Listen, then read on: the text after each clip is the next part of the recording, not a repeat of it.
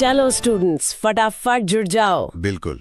आज हम करने वाले हैं भारतीय राज व्यवस्था का पूरा रिवीजन। एकदम रैपिड फायर मोड में। पेन पेपर रेडी रखो, दिमाग खुला रखो, एक एक पॉइंट सीधा एग्जाम में आएगा। बिल्कुल। तो चलिए बिना एक सेकंड गंवाए शुरू करते हैं पहले एक्ट से। ध्यान दो, रेगुलेटिंग एक्ट 1773। पहला कदम, ब्रिटिश संसद का ईस्ट इंडिया कंपनी पर नियंत्रण। ये बहुत इंपॉर्टेंट है। ये पहला संसदीय नियंत्रण था। हाँ, और इसी में बंगाल का गवर्नर अब बन गया बंगाल का गवर्नर जनरल। नाम याद रखना है। पहले गवर्नर जनरल कौन थे? Warren Hastings. रट लो इसको। जी, और इसी एक्ट के तहत 1774 में कलकत्ता में एक सुप्रीम कोर्ट की स्थापना हुई। और यहीं से प्रशासन के केंद्रीयकरण की, मतलब सेंट्रलाइजेशन की शुरुआत हुई। सारे पॉइंट दिमाग में बैठा लो। चलो आगे बढ़ते हैं। 1773 के एक्ट की कमियों को दूर करने के लिए आया एक्ट ऑफ सेटलमेंट 1781। अच्छा, इसमें क्या मुख्य बिंदु थे? देखिए, इसके 4 मुख्य बिंदु थे। पहला, गवर्नर जनरल और उसकी काउंसिल को सुप्रीम कोर्ट के क्षेत्राधिकार से छूट मिल गई। मतलब वो अपने काम के लिए कोर्ट को जवाबदेह नहीं थे। बिल्कुल नहीं। और राजस्व से जुड़े मामले भी कोर्ट के दायरे से बाहर कर दिया गए। और एक और बड़ी बात थी शायद। हाँ, कोर्ट को आदेश दिया गया कि वो भारतीयों के निजी कानूनों का सम्मान करे, मतलब हिंदू और मुस्लिम कानूनों को मान्यता दी गई। अब आता है Pitt's India Act 1784, double government, द्वैध शासन। यहीं से शुरू हुआ। याद रखना, सवाल यहीं से आता है। इसमें कंपनी के काम को 2 हिस्सों में बांटा गया, व्यापारिक और राजनीतिक। व्यापारिक मामले देखेगा कोर्ट ऑफ डायरेक्टर्स, और राजनीतिक मामलों के लिए बना एक नया निकाय, बोर्ड ऑफ कंट्रोल। और इसी में पहली बार कंपनी के अधीन क्षेत्र को ब्रिटिश आधिपत्य का क्षेत्र कहा गया। बहुत बड़ा पॉइंट है ये। अगला पड़ाव, चार्टर एक्ट 1793। हाँ, इसमें ज्यादा कुछ नहीं, बस 3 बातें याद रखनी है। पहला तो ये कि कंपनी का व्यापारिक एकाधिकार अगले 20 साल के लिए बढ़ा दिया गया। जी, और गवर्नर जनरल की शक्तियों को और ज्यादा विस्तारित किया गया। और सबसे जरूरी, बोर्ड ऑफ कंट्रोल के कर्मचारियों का वेतन अब भारतीय राजस्व से दिया जाएगा। सही। 20 साल बाद चार्टर एक्ट 1813। यहां बड़े बदलाव हुए, ध्यान से सुनो। हाँ, यहां कंपनी का व्यापारिक एकाधिकार समाप्त कर दिया गया, खत्म। लेकिन 2 अपवाद थे, है ना? बिल्कुल। चाय का व्यापार और चीन के साथ व्यापार, ये चलता रहेगा। और एक बहुत महत्वपूर्ण बात, भारतीयों की शिक्षा पर हर साल 1 लाख रुपए खर्च करने का प्रावधान, पहली बार। और ईसाई मिशनरियों को भारत में धर्म प्रचार की अनुमति मिली। अब आ जाओ चार्टर एक्ट 1833 पर। इसे कहते हैं फाइनल सेंट्रलाइजेशन। हाँ, केंद्रीकरण की पराकाष्ठा। बंगाल का गवर्नर जनरल अब भारत का गवर्नर जनरल बन गया। और पहले भारत के गवर्नर जनरल थे लॉर्ड विलियम बेंटिंक। नाम मत भूलना। जी। और कंपनी की व्यापारिक गतिविधियां पूरी तरह समाप्त। मतलब अब कंपनी सिर्फ एक प्रशासनिक निकाय, एक एडमिनिस्ट्रेटिव बॉडी बन गई। सही। और इसी में विधि आयोग यानी लॉ कमीशन का गठन किया गया। और सिविल सेवकों के चयन के लिए प्रयास भी शुरू हुए, हालांकि सफल नहीं हुए। वो सफल नहीं हो पाए। ठीक है, तो अब ये कंपनी के शासन का आखिरी चार्टर एक्ट था, 1853। हाँ, और ये बहुत महत्वपूर्ण है। इसमें पहली बार गवर्नर जनरल की परिषद के विधायी और कार्यकारी कार्यों को अलग किया गया। लेजिस्लेटिव और एग्जीक्यूटिव दोनों अलग अलग। बिल्कुल। और केंद्रीय विधान परिषद की स्थापना हुई, जिसे मिनी पार्लियामेंट भी कहा गया। हाँ, और सिविल सेवा, अब खुली प्रतियोगिता का आरंभ हुआ। ओपन कंपटीशन, मतलब भारतीयों के लिए भी दरवाजे खुल गए। और स्थानीय प्रतिनिधित्व का भी प्रारंभ हुआ। फिर 1857 की क्रांति के बाद सब कुछ बदल गया। सब कुछ। और फिर आया भारत शासन अधिनियम 1858।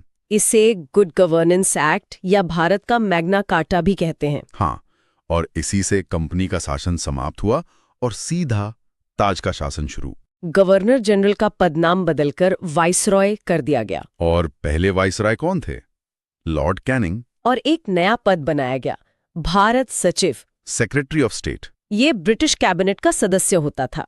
अब शुरू होता है विकेंद्रीकरण, मतलब डिसेंट्रलाइजेशन का दौर। भारत परिषद अधिनियम 1861। पहला पॉइंट, विकेंद्रीकरण की शुरुआत। और वाइसरॉय की परिषद में पहली बार 3 भारतीयों को नामित किया गया। पटियाला के महाराजा, बनारस के राजा और सर दिनकर राव। जी, और पोर्टफोलियो प्रणाली यानी विभागीय प्रणाली की शुरुआत भी यहीं से हुई। और वाइसरॉय को अध्यादेश जारी करने की शक्ति मिली, ऑर्डिनेंस पावर। अगला एक्ट 1892। इसमें 2 महत्वपूर्ण अधिकार मिले।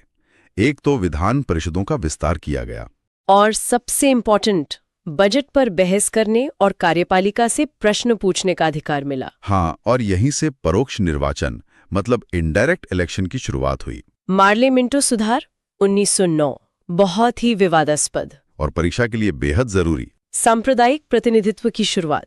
हाँ, मुस्लिमों के लिए पृथक निर्वाचन की व्यवस्था की गई। फूट डालो और राज करो की नीति को एक तरह से कानूनी जामा पहना दिया। बिल्कुल। और वायसराय की कार्यकारिणी में पहले भारतीय सदस्य बने सत्येंद्र प्रसाद सिन्हा। और केंद्रीय परिषद में सरकारी बहुमत बना रहा। अब आता है 1919 का एक्ट, मॉन्टेग्यू चेम्सफोर्ड सुधार। इसमें प्रांतों में द्वैध शासन यानी डायरकी लागू किया गया। हाँ, विषयों को दो भागों में बांटा गया, आरक्षित और हस्तांतरित। रिजर्व्ड और ट्रांसफर्ड। जी। और केंद्र में द्विसदनीय व्यवस्था की शुरुआत हुई। बाइकैमरलिज्म। और पहली बार प्रत्यक्ष निर्वाचन यानी डायरेक्ट इलेक्शन शुरू हुआ। और इसी एक्ट के तहत 1926 में लोक सेवा आयोग का गठन किया गया। अब सबसे महत्वपूर्ण, हमारे संविधान का सबसे बड़ा स्रोत, भारत शासन अधिनियम 1935। इसने एक अखिल भारतीय संघ मतलब ऑल इंडिया फेडरेशन का प्रस्ताव रखा और प्रांतों में द्वैध शासन समाप्त करके प्रांतीय स्वायत्तता दी गई। Provincial autonomy. भारतीय रिजर्व बैंक की स्थापना भी तो इसी में हुई। हाँ, आरबीआई की स्थापना। और 1937 में संघीय न्यायालय फेडरल कोर्ट की स्थापना हुई। और शक्तियों का विभाजन 3 सूचियों में किया गया, संघीय, प्रांतीय और समवर्ती सूची। अब हम आजादी की तरफ बढ़ रहे हैं। अगस्त प्रस्ताव 1940। वाइसरॉय थे लॉर्ड लिनलिथगो। इसमें पहली बार अंग्रेजों ने संविधान सभा की मांग को स्वीकार किया। जी, और डोमिनियन स्टेटस का प्रस्ताव दिया। वाइसरॉय परिषद का विस्तार और एक युद्ध सलाहकार परिषद के गठन का भी प्रस्ताव था। फिर 1942 में आया Cripps mission, sir Stafford Cripps लेकर आए। प्रस्ताव था कि द्वितीय विश्व युद्ध के बाद भारत अपना संविधान बना सकता है। और गांधी जी ने इसे क्या कहा था? दिवालिया बैंक का पोस्ट डेटेड चेक, ये कथन सीधा पूछा जाता है। हाँ, और मुस्लिम लीग ने इसे अस्वीकार कर दिया। Final stage, cabinet mission 1946। 3 सदस्य थे, पैथिक लॉरेंस, स्टैफर्ड क्रिप्स और एवी अलेक्जेंडर। इन्होंने पाकिस्तान की मांग को अस्वीकार कर दिया। और सबसे महत्वपूर्ण, इसी मिशन के आधार पर संविधान सभा का गठन हुआ, कॉन्स्टिट्यूशनल असेंबली, और एक अंतरिम सरकार की योजना भी प्रस्तुत की। और अंत में भारतीय स्वतंत्रता अधिनियम 1947। 15 अगस्त 1947 को ब्रिटिश राज की समाप्ति। भारत और पाकिस्तान 2 स्वतंत्र डोमिनियन बने। संप्रभुता का हस्तांतरण हुआ और वाइसराय का पद समाप्त कर दिया गया और फिर से गवर्नर जनरल का पद बना। और इस पूरे सफर का नतीजा, हमारी संविधान सभा गठन हुआ 1946 में कैबिनेट मिशन योजना के तहत। स्थायी अध्यक्ष थे डॉक्टर राजेंद्र प्रसाद। और प्रारूप समिति के अध्यक्ष महान डॉक्टर BR अम्बेडकर।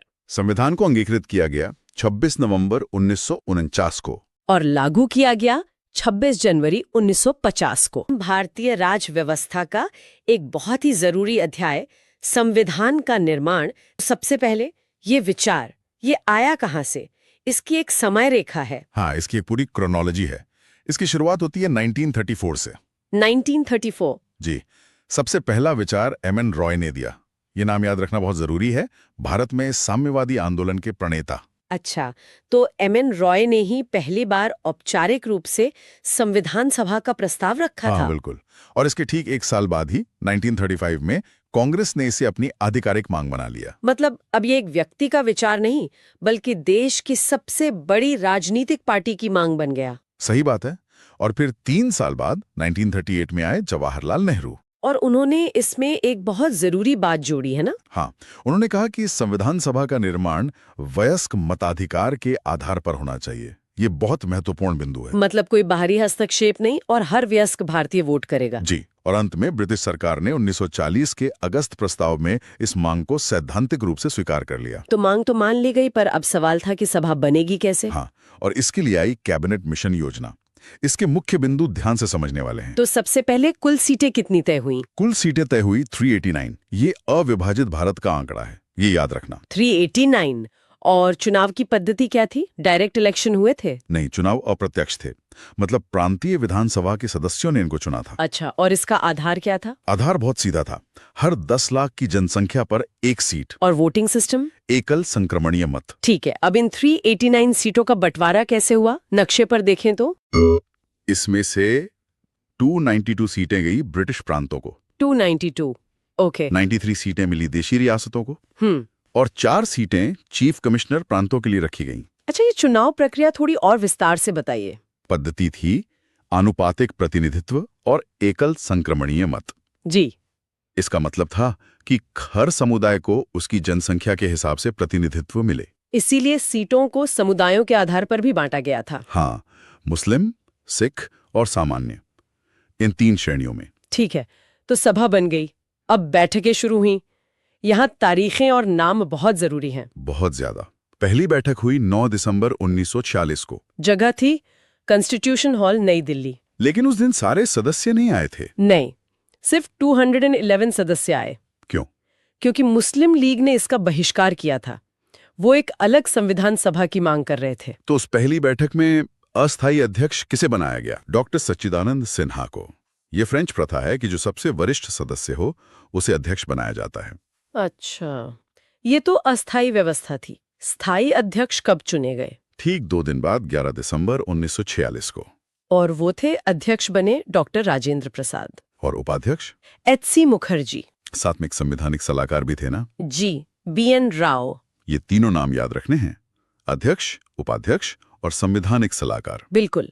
अब सभा का उद्देश्य क्या होगा, ये किसने और कैसे बताया? ये बताया उद्देश्य प्रस्ताव ने, जिसे पेश किया था जवाहरलाल नेहरू ने। हाँ, 13 दिसंबर 1946 को। और इसे मंजूरी कब मिली? इसे मंजूरी मिली 22 जनवरी 1947 को। इस प्रस्ताव के मुख्य बिंदु क्या थे? मतलब इसका सार क्या था? सार था भारत को एक संप्रभु गणराज्य बनाना, सभी को सामाजिक, आर्थिक और राजनीतिक न्याय देना और एक संघीय ढांचा तैयार करना। समझ गया। लेकिन फिर आया 1947 और देश का बंटवारा हो गया।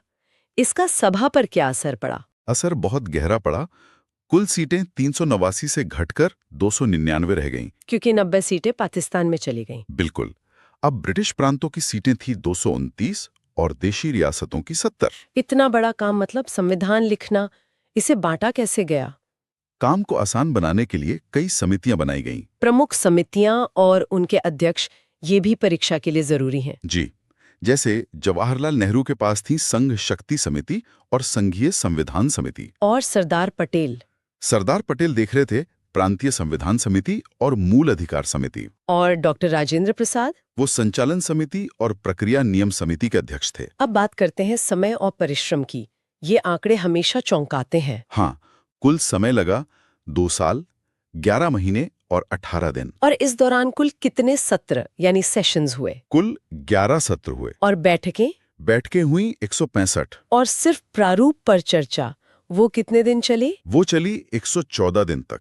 अद्भुत है ये। जी, अस्को। और अंतिम बैठक और हस्ताक्षर? वो हुए 24 जनवरी 1950 को। और पूरे देश में लागू एनफोर्स्ड हुआ 26 जनवरी 1950 को। जी, जिसे हम गणतंत्र दिवस के रूप में मनाते हैं। जब ये लागू हुआ तो मूल संविधान में क्या-क्या था? मूल संविधान में 395 अनुच्छेद थे, 395 आर्टिकल्स, 22 भाग थे, 22 पार्ट्स और 8 अनुसूचियां थीं। 8 शेड्यूल्स। और ये दुनिया का सबसे लंबा लिखित संविधान था। और आज भी है। एक बात और, इसमें लागत और कलाकारी कितनी थी? उस समय कुल खर्च आया था लगभग 64 लाख रुपए। 64 लाख? हाँ, और ये हाथ से लिखा गया था, प्रिंटेड नहीं था। किस शैली में? इटालिक में। और इसके सुलेखक कौन थे? प्रेम बिहारी नारायण रायजादा। क्या खूबसूरत नाम है। और इस पर जो कलाकारी थी वो किसने की थी? वो की थी शांति निकेतन के कलाकार नंदलाल बोस ने। वाह। हर पन्ने पर अब कुछ ऐसे चेहरे हैं जिन्हें हम भूल नहीं सकते। बिल्कुल। सबसे पहला नाम तो डॉक्टर B.R. अम्बेडकर का आता है, संविधान के पिता।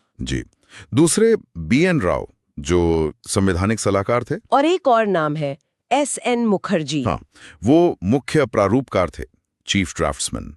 उनका काम था जटिल कानूनी भाषा को सरल और स्पष्ट बनाना। अब आते हैं प्रेरणा के स्रोतों पर।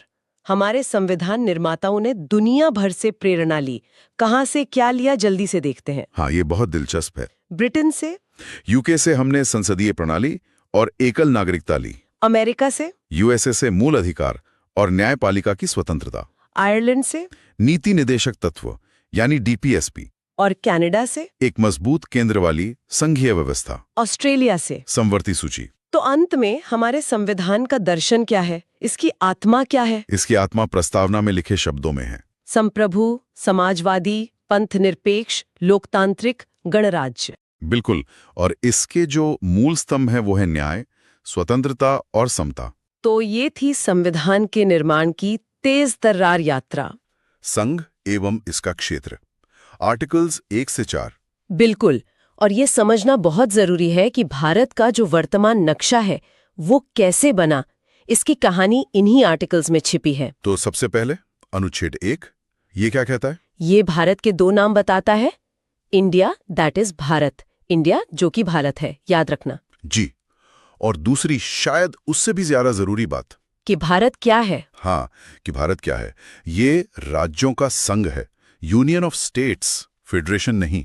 और इस एक शब्द से बहुत फर्क पड़ता है ना? बहुत ज्यादा। यहीं पर एक बहुत जरूरी बात समझनी है। इसे कहते हैं विनाशी राज्यों का अविनाशी संघ, indestructible union of destructible states. बिल्कुल। इसका मतलब यह है कि संघ को, मतलब भारत को, कोई खत्म नहीं कर सकता, लेकिन संसद राज्यों की सीमाओं को बदल सकती है। एकदम सही। और राज्य खुद संघ से अलग नहीं हो सकते, कभी नहीं। ठीक है, तो अब देखते हैं कि भारत का राज्य क्षेत्र या टेरिटरी ऑफ इंडिया में क्या क्या आता है। 3 चीजें हैं, ध्यान से सुनो। हाँ, ये यूनियन ऑफ स्टेट्स से बड़ा कॉन्सेप्ट है। पहला तो हो गया राज्यों के क्षेत्र, स्टेट्स जी। दूसरा संघ राज्य क्षेत्र, मतलब यूनियन टेरिटरीज।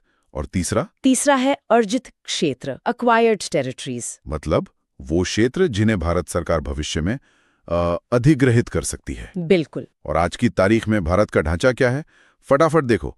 28 राज्य और 8 केंद्र शासित प्रदेश। और इन 8 यूटीज में से 3 ऐसे हैं जहां विधानसभा है, लेजिस्लेचर। कौन कौन से? दिल्ली, पुदुचेरी और जम्मू कश्मीर। ये पॉइंट एग्जाम में सीधा पूछा जाता है। बिल्कुल। चलो आगे बढ़ते हैं। अनुच्छेद 2 ये संसद को शक्ति देता है। कौन सी शक्ति? ये बाहरी क्षेत्रों के लिए है। हाँ, मतलब ऐसे क्षेत्रों को भारत में शामिल करने की जो अभी भारत का हिस्सा नहीं है, जैसे नए राज्यों का प्रवेश, एडमिशन या फिर उनकी स्थापना, एस्टैब्लिशमेंट। अब आता है सबसे महत्वपूर्ण, सबसे ज्यादा एक्शन वाला आर्टिकल, अनुच्छेद 3। हाँ, ये भी संसद की ही शक्ति है, लेकिन ये देश के अंदर के बदलावों के लिए है। आंतरिक पुनर्गठन। जी, ध्यान से समझो। संसद क्या क्या कर सकती है?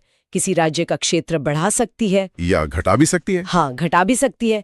सीमाओं में परिवर्तन कर सकती है। और यहाँ तक कि राज्य का नाम भी बदल सकती है। बिल्कुल। पूरी शक्ति संसद के पास है। लेकिन इसकी एक प्रक्रिया है, ऐसे ही नहीं हो जाता। 3 स्टेप्स हैं, याद कर लो। हाँ, एक प्रोसीजर है। पहला, राष्ट्रपति की सिफारिश के बिना ऐसा कोई बिल संसद में आ ही नहीं सकता। President's recommendation is a must. सही है। और दूसरा, बिल को संबंधित राज्य विधानमंडल के पास भेजा जाता है। हाँ, उनका मत जानने के लिए। लेकिन यहाँ एक ट्विस्ट है, और ये बहुत बड़ा ट्विस्ट है। क्या राज्य के मत मानना जरूरी है? बिल्कुल नहीं। राज्य विधानमंडल का मत केंद्र सरकार या संसद पर बाध्यकारी, मतलब नॉट बाइंडिंग नहीं है। अच्छा, वो चाहे तो इसे माने, चाहे तो ना माने। जी हाँ। और तीसरा स्टेप, संसद में मतदान। और इसके लिए किसी विशेष बहुमत की जरूरत नहीं, सिर्फ साधारण बहुमत, सिंपल मेजॉरिटी से बिल पास हो जाता है। और इसी से जुड़ा है अनुच्छेद 4। हाँ, बताइए। अनुच्छेद 4 ये कहता है कि अनुच्छेद 2 और 3 के तहत जो भी कानून बनाए जाएंगे उन्हें संविधान संशोधन नहीं माना जाएगा। बिल्कुल। मतलब इन्हें अनुच्छेद 368 के दायरे से बाहर रखा गया है। तभी तो ये साधारण बहुमत से पास हो जाते हैं। एकदम सही। चलो अब थोड़ा इतिहास में चलते हैं। आजादी के बाद राज्यों का पुनर्गठन कैसे हुआ? सबसे बड़ा मील का पत्थर था राज्य पुनर्गठन अधिनियम 1956। हाँ, यह फजल अली आयोग की सिफारिशों पर आधारित था। और इसका मुख्य आधार क्या था? किस बेसिस पर राज्य बने? इसका मुख्य आधार था भाषा, लिंग्विस्टिक बेसिस। इसके लिए 70वां संविधान संशोधन किया गया। और परिणाम क्या हुआ? कितने राज्य और यूटीज बने? 14 राज्य और 6 केंद्र शासित प्रदेश बनाए गए। बहुत बढ़िया। अब जल्दी से राज्यों के बनने का क्रम देख लेते हैं। यहाँ से सवाल पक्का आता है। हाँ, क्रोनोलॉजी बहुत पूछते हैं। 1953 भारत का पहला भाषाई राज्य आंध्र प्रदेश। 1960 बंबई राज्य से क्या बना? 2 राज्य बने, गुजरात और महाराष्ट्र। फिर 1966 पंजाब से हरियाणा बना और हिमाचल को यूटी से राज्य का दर्जा मिला। सही। फिर एक बड़ा साल आया, साल 2000। हाँ, 2000 में 3 बड़े राज्य बने। मध्य प्रदेश से अलग होकर छत्तीसगढ़, उत्तर प्रदेश से उत्तराखंड और बिहार से झारखंड। और सबसे नया राज्य 2014 में आंध्र प्रदेश से अलग होकर तेलंगाना बना। बहुत बढ़िया।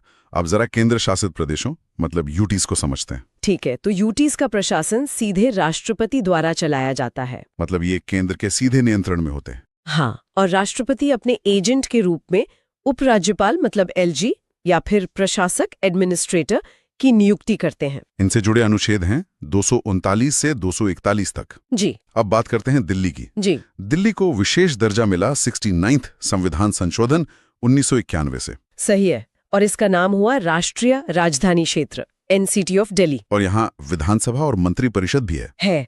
लेकिन एक बहुत बड़ा लेकिन है। 3 मामले केंद्र के पास है। कौन से 3? पुलिस, भूमि और लोक व्यवस्था, पब्लिक ऑर्डर, ये केंद्र के पास है। ये अपवाद है, इसे याद रखना। और अब जम्मू कश्मीर। जे.एन.के पुनर्गठन अधिनियम 2019। हाँ, इससे अनुच्छेद 370 को निष्प्रभावी किया गया और राज्य को 2 हिस्सों में बांट दिया गया। जम्मू और कश्मीर को बनाया गया विधानसभा वाला यूटी विद लेजिस्लेचर, और लद्दाख को बनाया गया बिना विधानसभा वाला यूटी विदाउट लेजिस्लेचर। और ये कब से प्रभावी हुआ? डेट भी जरूरी है। 31 अक्टूबर 2019 से। बहुत अच्छे। अच्छा, संविधान में कुछ क्षेत्रों के लिए विशेष प्रावधान भी हैं। हाँ, 5वीं और 6ठी अनुसूची में। 5वीं अनुसूची है अनुसूचित क्षेत्रों के लिए और 6ठी अनुसूची जनजाति क्षेत्रों के लिए। इसमें 4 राज्य आते हैं।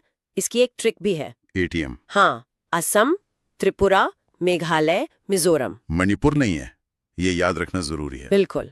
अच्छा, अगर राज्य और यूटी की तुलना करें तो मुख्य अंतर क्या है? देखिए, राज्य संघीय व्यवस्था का हिस्सा है, उन्हें स्वायत्ता है, ऑटोनॉमी है, और उनके मुखिया राज्यपाल हैं। और यूटीज पर एकात्मक नियंत्रण है, यूनिटरी कंट्रोल।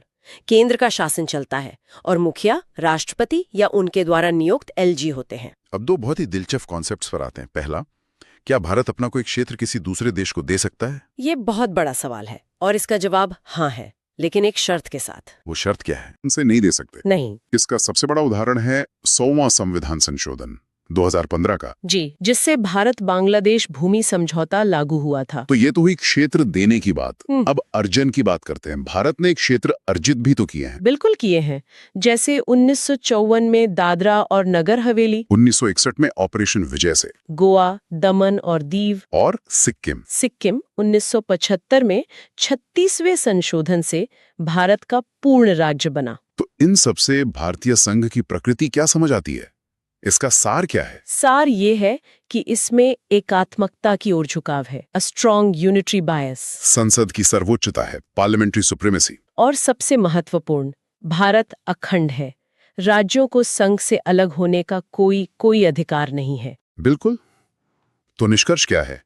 हमारा संविधान एक अखंड भारत, एक यूनाइटेड इंडिया की स्थापना करता है। एकदम सही। तो ये था आर्टिकल्स 1 से 4 का एक तेज रिवीजन। याद रखो, अनुच्छेद 1 संघ का नाम, अनुच्छेद 2 नए राज्यों का प्रवेश, अनुच्छेद 3 आंतरिक पुनर्गठन और अनुच्छेद 4 प्रक्रिया। नागरिकता के नियम हमारे संविधान में दिए कहाँ गए हैं? ये दिया गया है संविधान के भाग 2 में, पार्ट 2, ये याद रखना है। भाग 2, ठीक है। और अनुच्छेद 5 से 11 तक। और ये लागू कब हुए? ये लागू हुए 26 जनवरी 1950 को। पर यहाँ एक बात गांठ बांध लो। बताइए। ये आर्टिकल सिर्फ उस समय की नागरिकता तय करने के लिए थे जब संविधान लागू हुआ। मतलब ये एक तरह से वन टाइम प्रोविजन थे। अच्छा, सिर्फ 26 जनवरी 1950 के लिए? हाँ, बाद के लिए नागरिकता के नियम बनाने का अधिकार संसद को दिया गया, जिसने फिर अलग कानून बनाया। ठीक है, तो एक एक करके इन अनुच्छेदों को समझते हैं। अनुच्छेद 5, ये क्या कहता है?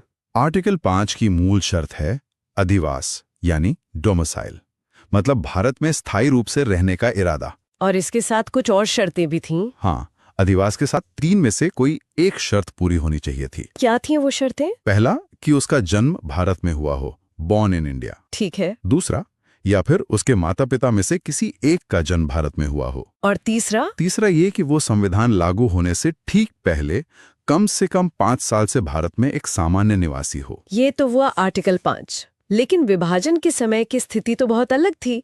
जो लोग पाकिस्तान से भारत आए, उनके लिए क्या था? उनके लिए है अनुच्छेद 6। और यहाँ एक तारीख है जो सबको रट लेनी है। कौन सी तारीख? 19 जुलाई 1948। ये है कट ऑफ डेट। 19 जुलाई 1948। जी, जो लोग इस तारीख से पहले पाकिस्तान से भारत आ गए उन्हें साधारण तौर पर नागरिक मान लिया गया। और जो इसके बाद आए? जो इस तारीख के बाद आए उनके लिए पंजीकरण मतलब रजिस्ट्रेशन अनिवार्य था, और उसके लिए भी एक शर्त थी। क्या शर्त? कि रजिस्ट्रेशन से पहले उन्हें कम से कम 6 महीने भारत में रहना जरूरी था। अच्छा, अब आते हैं आर्टिकल 7 पर। ये उन लोगों के बारे में है जो भारत से पाकिस्तान चले गए। हाँ, और ये थोड़ा सख्त है। नियम ये था कि 1 मार्च 1947 के बाद जो भी व्यक्ति भारत से पाकिस्तान चला गया उसकी भारतीय नागरिकता समाप्त हो जाएगी। मतलब नागरिकता खत्म। लेकिन इसमें एक अपवाद भी था, एक एक्सेप्शन। वो क्या था? अगर वो व्यक्ति पुनर्वास परमिट यानी रीसेटलमेंट परमिट के साथ भारत वापस लौट आया तो उसे नागरिकता मिल सकती थी। अच्छा, तो वापस आने का रास्ता था। हाँ, पर शर्त वही थी जो आर्टिकल 6 में थी, भारत में 6 महीने निवास और फिर पंजीकरण। ठीक है। अब अनुच्छेद 8, ये किसके लिए है? ये है भारतीय उद्भव के व्यक्तियों के लिए, पर्सन्स ऑफ इंडियन ओरिजिन यानी PIOs, जो रहते तो विदेश में हैं पर हैं भारतीय मूल के। इनके लिए क्या शर्त थी? शर्त ये थी कि उनके माता पिता या दादा दादी में से किसी का जन्म अविभाजित भारत में हुआ हो। और प्रक्रिया?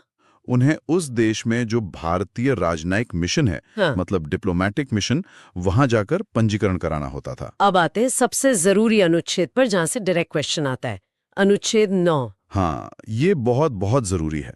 ये भारत में एकल नागरिकता, सिंगल सिटीजनशिप का आधार है। क्या कहता है ये? ये साफ कहता है कि भारत में दोहरी नागरिकता नहीं है, नो डुअल सिटीजनशिप। इसका मतलब? इसका मतलब है कि जैसे ही किसी भारतीय नागरिक ने अपनी मर्जी से किसी और देश की नागरिकता ले ली, उसकी भारतीय नागरिकता अपने आप समाप्त हो जाएगी।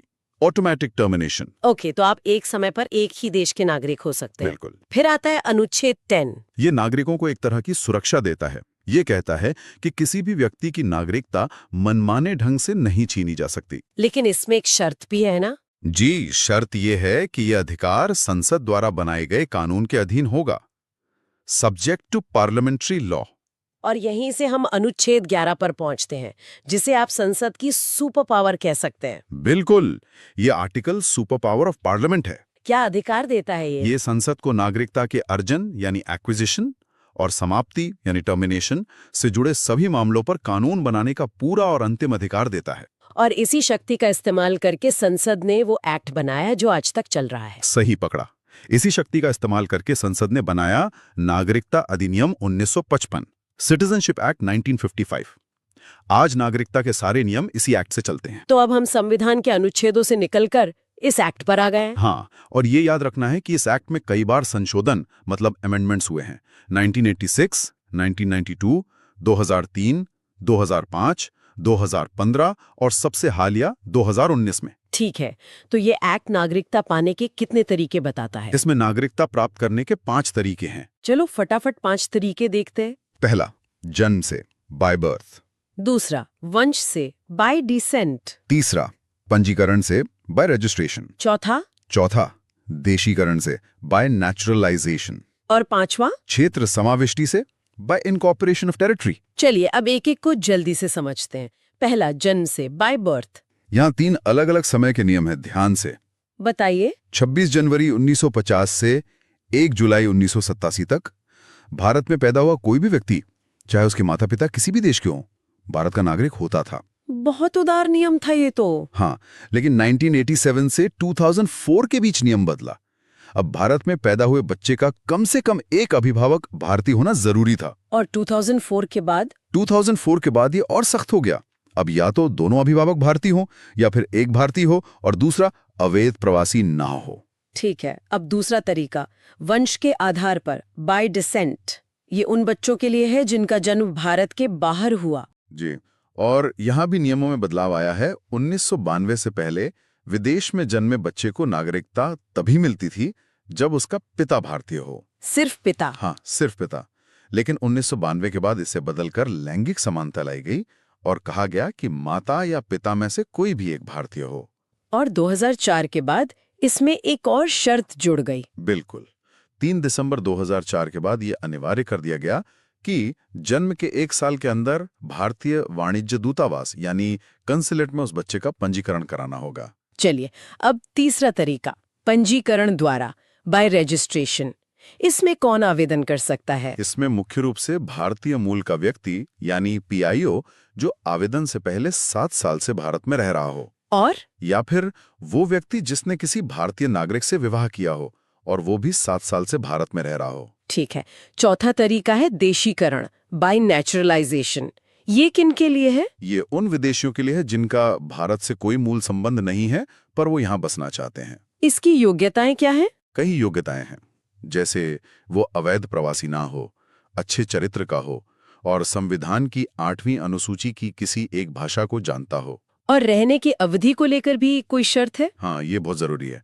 उसे पिछले 14 सालों में से कम 11 साल भारत में रहा होना चाहिए और आवेदन से ठीक 12 महीने पहले से तो लगातार भारत में ही रह रहा हो। और पांचवा तरीका, क्षेत्र समाविष्टि से। ये सबसे आसान है। कैसे?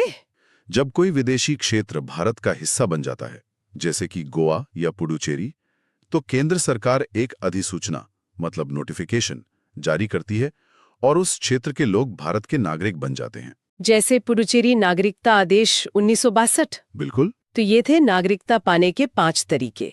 अब बात करते हैं नागरिकता के लोप की, यानी लॉस ऑफ सिटीजनशिप। नागरिकता जाति कैसे है? इसके 3 तरीके हैं।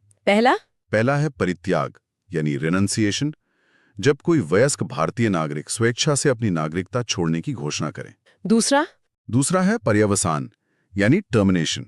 ये वही आर्टिकल 9 वाली बात है, जैसे ही आपने किसी दूसरे देश की नागरिकता ली, भारत की नागरिकता अपने आप खत्म। और तीसरा है वंचित करना, डेप्रिवेशन। ये सरकार द्वारा नागरिकता छीन लेना है। ये कब हो सकता है? ये तब होता है जब नागरिकता धोखाधड़ी से ली गई हो, या किसी ने संविधान का अनादर किया हो, या युद्ध के समय दुश्मन देश से मिला हो। समझ गया। अब आते हैं कुछ विशेष प्रावधानों पर। OCI और CA। पहले OCI की बात करते हैं, ओवरसीज सिटीजन ऑफ इंडिया। हाँ, पहले PIO और OCI 2 अलग-अलग कार्ड थे। 2015 में दोनों का विलय कर दिया गया। तो OCI कार्ड धारकों को क्या अधिकार मिलते हैं? उन्हें भारत आने के लिए जीवन भर का वीजा, लाइफ लॉन्ग वीजा मिलता है। वो यहाँ रह सकते हैं, काम कर सकते हैं। तो क्या ये एक तरह की दोहरी नागरिकता है? नहीं, बिल्कुल नहीं। यहीं पर कंफ्यूजन होता है। उन्हें कोई राजनीतिक अधिकार नहीं मिलते। मतलब वो वोट नहीं दे सकते और कोई सरकारी पद नहीं ले सकते। No vote, no public office. ठीक है।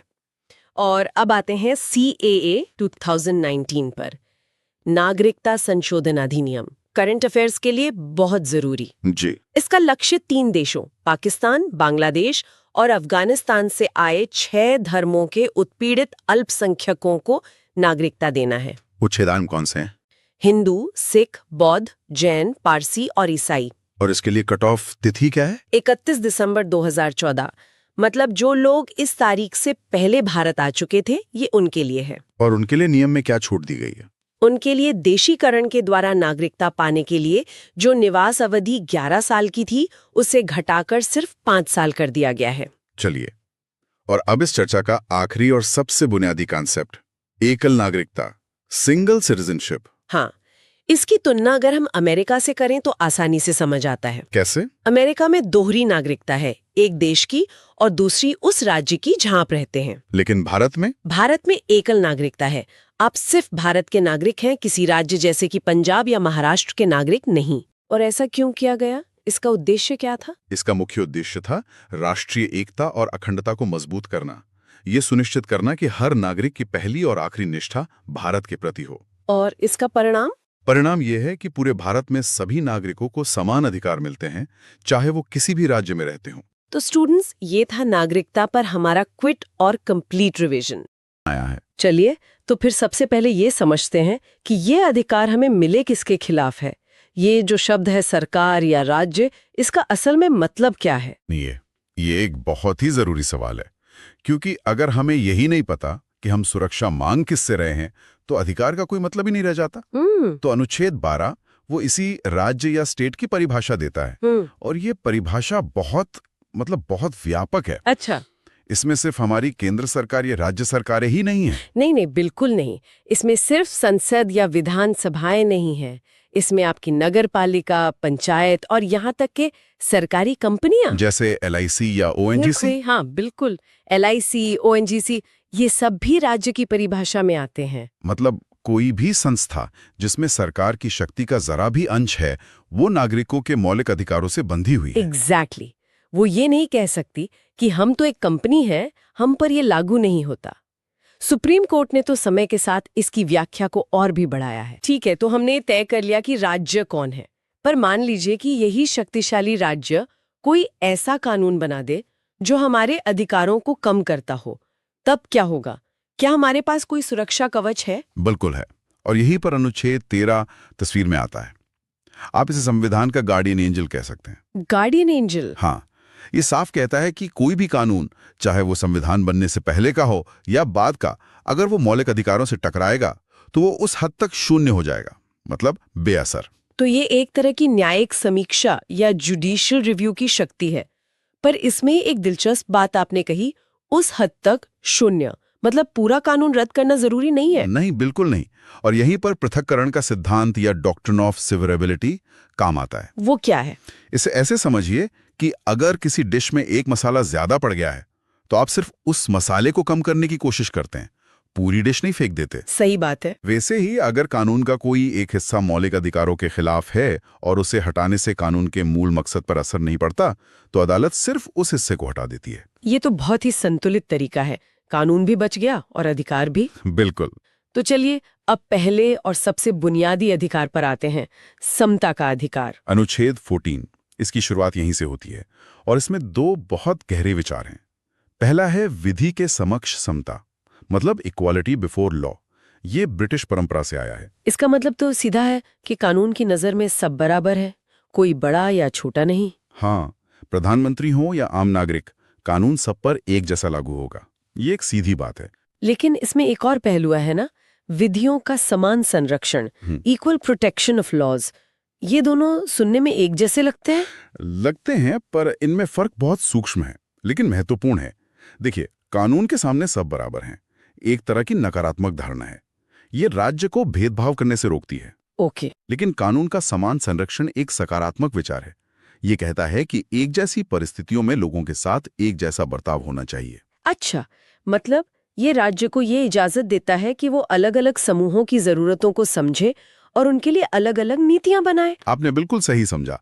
मतलब आप एक रेस में एक एथलीट और एक व्हीलचेयर पर बैठे व्यक्ति को एक ही स्टार्टिंग लाइन से नहीं दौड़ा सकते। सही बात है। असली बराबरी लाने के लिए आपको शायद व्हीलचेयर वाले को कुछ अलग सहूलियत देनी पड़ेगी, और इसी सिद्धांत से आरक्षण जैसे प्रावधानों की नींव पड़ती है। अच्छा, तो जब संविधान अनुच्छेद 15 और 16 में कहता है कि धर्म, जाति, लिंग के आधार पर भेदभाव नहीं होगा, लेकिन फिर पिछड़े वर्गों के लिए विशेष प्रावधान बनाने की इजाजत भी देता है, तो वो विरोधाभासी नहीं है?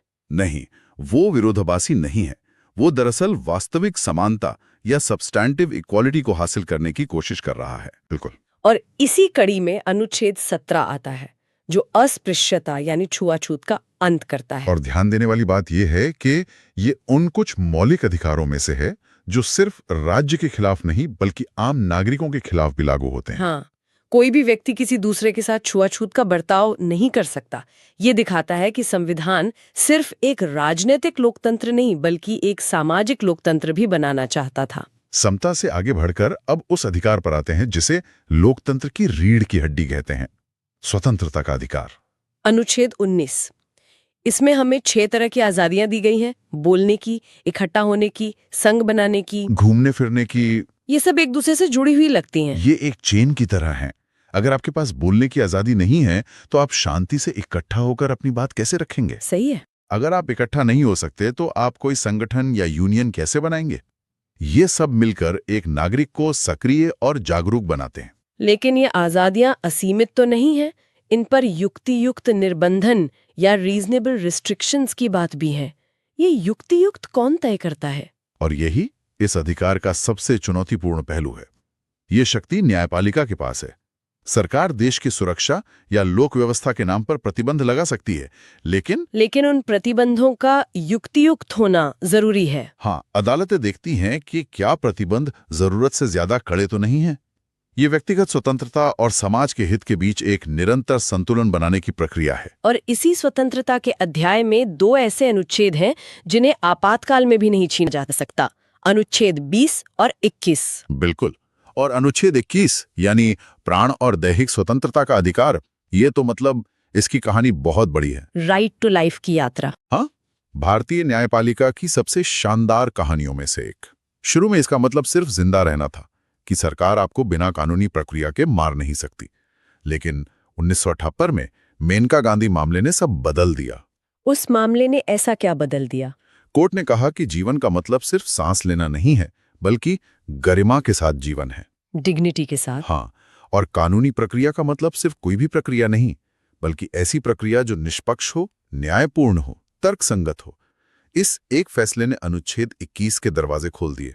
और उसके बाद तो जैसे अधिकारों की एक बाढ़ सी आ गई। स्वच्छ पर्यावरण का अधिकार, निजता का अधिकार, स्वास्थ्य का अधिकार, और फिर 86वें संशोधन के बाद शिक्षा का अधिकार, अनुच्छेद 21A, ये सब इसी गरिमापूर्ण जीवन की व्याख्या से निकले हैं। ये दिखाता है कि हमारा संविधान एक जीवित दस्तावेज है। शब्द वही रहते हैं, लेकिन समय और समाज की जरूरतों के हिसाब से उनके अर्थ का विस्तार होता जाता है। बिल्कुल। निजता का अधिकार, जो आज के डिजिटल युग में इतना महत्वपूर्ण है, वो भी इसी अनुच्छेद 21 की ही देन है। ये तो सचमुच कमाल है। लेकिन इन सब अधिकारों का क्या फायदा अगर उन्हें लागू करवाने का कोई तरीका ही ना हो? और यहीं पे डॉक्टर अंबेडकर का सबसे बड़ा मास्टर स्ट्रोक आता है। अनुच्छेद 32, संवैधानिक उपचारों का अधिकार, जिसे उन्होंने संविधान की आत्मा और हृदय कहा था। बिल्कुल। और ऐसा इसलिए क्योंकि ये अधिकार खुद एक मौलिक अधिकार है, जो बाकी सभी मौलिक अधिकारों को असलियत में बदलता है। इसका मतलब है कि अगर आपके किसी भी मौलिक अधिकार का हनन होता है तो आप सीधे सुप्रीम कोर्ट जा सकते हैं। निचली अदालतों से होकर आने की जरूरत नहीं। जी हाँ, ये एक तरह की इमरजेंसी हेल्पलाइन है। और इस अधिकार को लागू करने के लिए सुप्रीम कोर्ट के पास कुछ बहुत शक्तिशाली उपकरण हैं, जिन्हें रिट या व्रिट्स कहा जाता है। जैसे बंदी प्रत्यक्षीकरण, हैबिस कॉर्पस, हाँ, जिसका शाब्दिक अर्थ है शरीर को प्रस्तुत करो। अगर किसी को गैर कानूनी तरीके से हिरासत में लिया गया है, तो ये रिट उस व्यक्ति को अदालत के सामने पेश करने का आदेश देती है। ये राज्य की मनमानी पर सबसे बड़ी रोक है। तो ये अधिकारी हैं जो अधिकारों को सिर्फ कागज पर लिखे शब्दों से कहीं ज्यादा बनाते हैं। लेकिन एक सवाल हमेशा उठता है, राष्ट्रीय आपातकाल जैसी स्थिति में इन अधिकारों का क्या होता है? हाँ, संविधान ऐसी स्थितियों का भी प्रावधान करता है। युद्ध या बाहरी आक्रमण के आधार पर आपातकाल लगने पर अनुच्छेद 19 में दी गई 6 स्वतंत्रताएं अपने आप निलंबित हो जाती हैं। और बाकी अधिकारों का? राष्ट्रपति एक आदेश के जरिए दूसरे अधिकारों को भी निलंबित कर सकते हैं। लेकिन, और ये लेकिन बहुत महत्वपूर्ण है, अनुच्छेद 20 और 21। बिल्कुल। 44वें संशोधन के बाद ये तय कर दिया गया कि अनुच्छेद 20 और 21 को कभी भी निलंबित नहीं किया जा सकता। मतलब जीने का अधिकार और अपराधों के लिए दोष सिद्धि से संरक्षण का अधिकार, ये दोनों सबसे मुश्किल समय में भी नागरिक के पास बने रहते हैं। ये एक बहुत बड़ा सेफ्टी नेट है। ये लोकतंत्र की रक्षा के लिए एक मजबूत कवच है।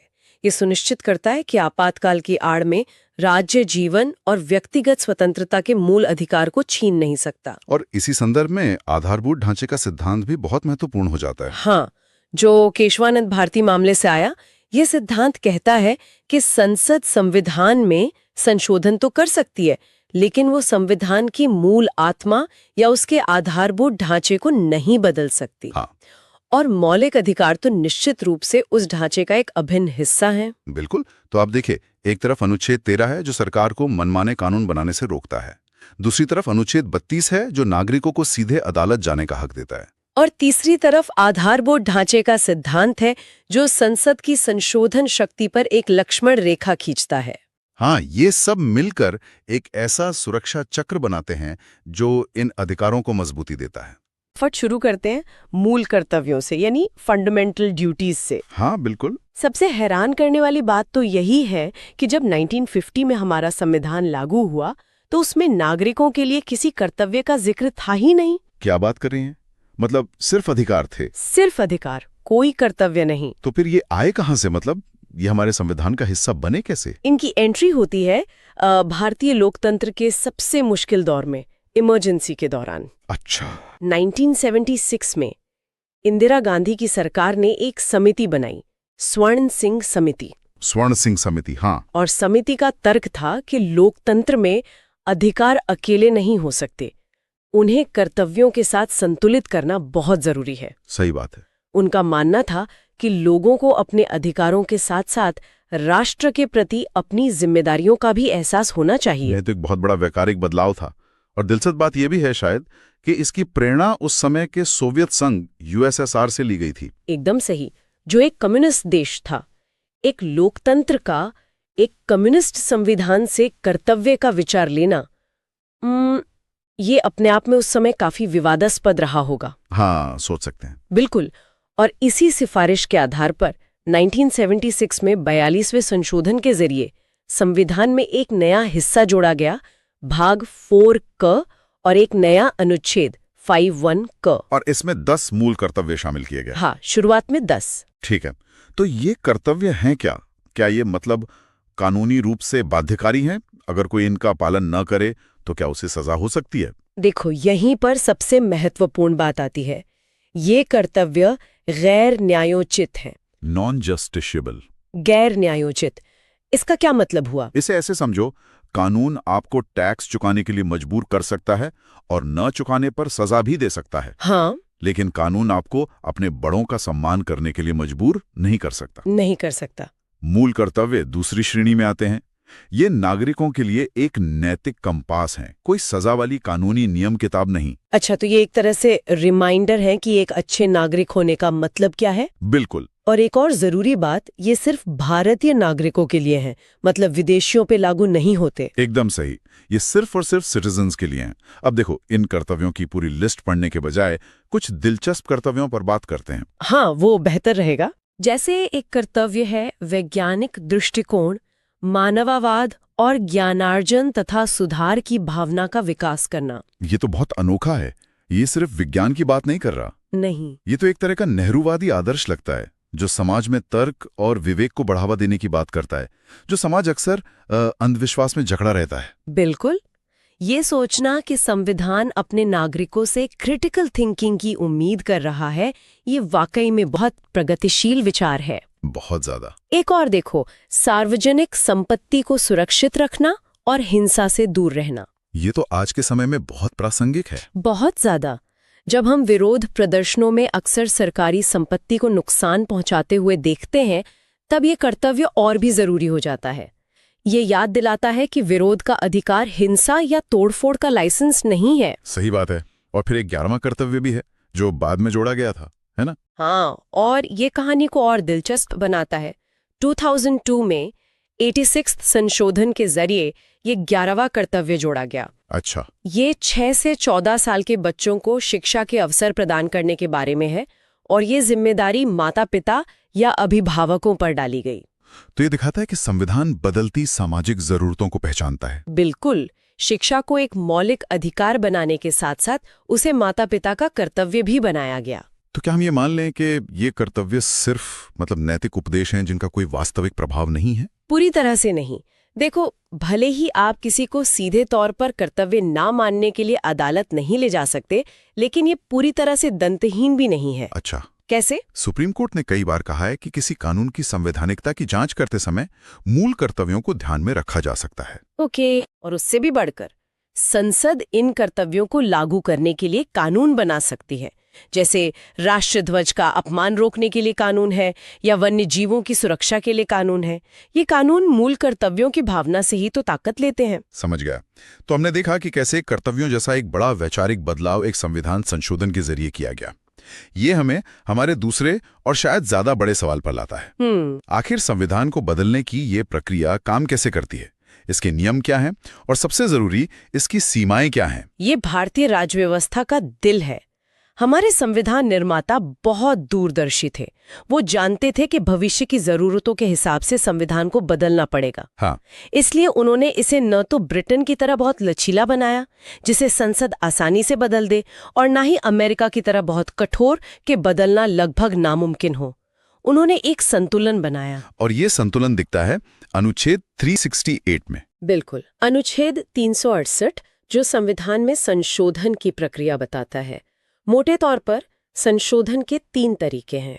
3 तरीके हैं, ठीक है। हाँ, पहला तरीका है साधारण बहुमत से, यानी संसद में मौजूद और वोट करने वाले सदस्यों में से 50% से ज्यादा। ये तो सबसे आसान तरीका हुआ। सबसे आसान।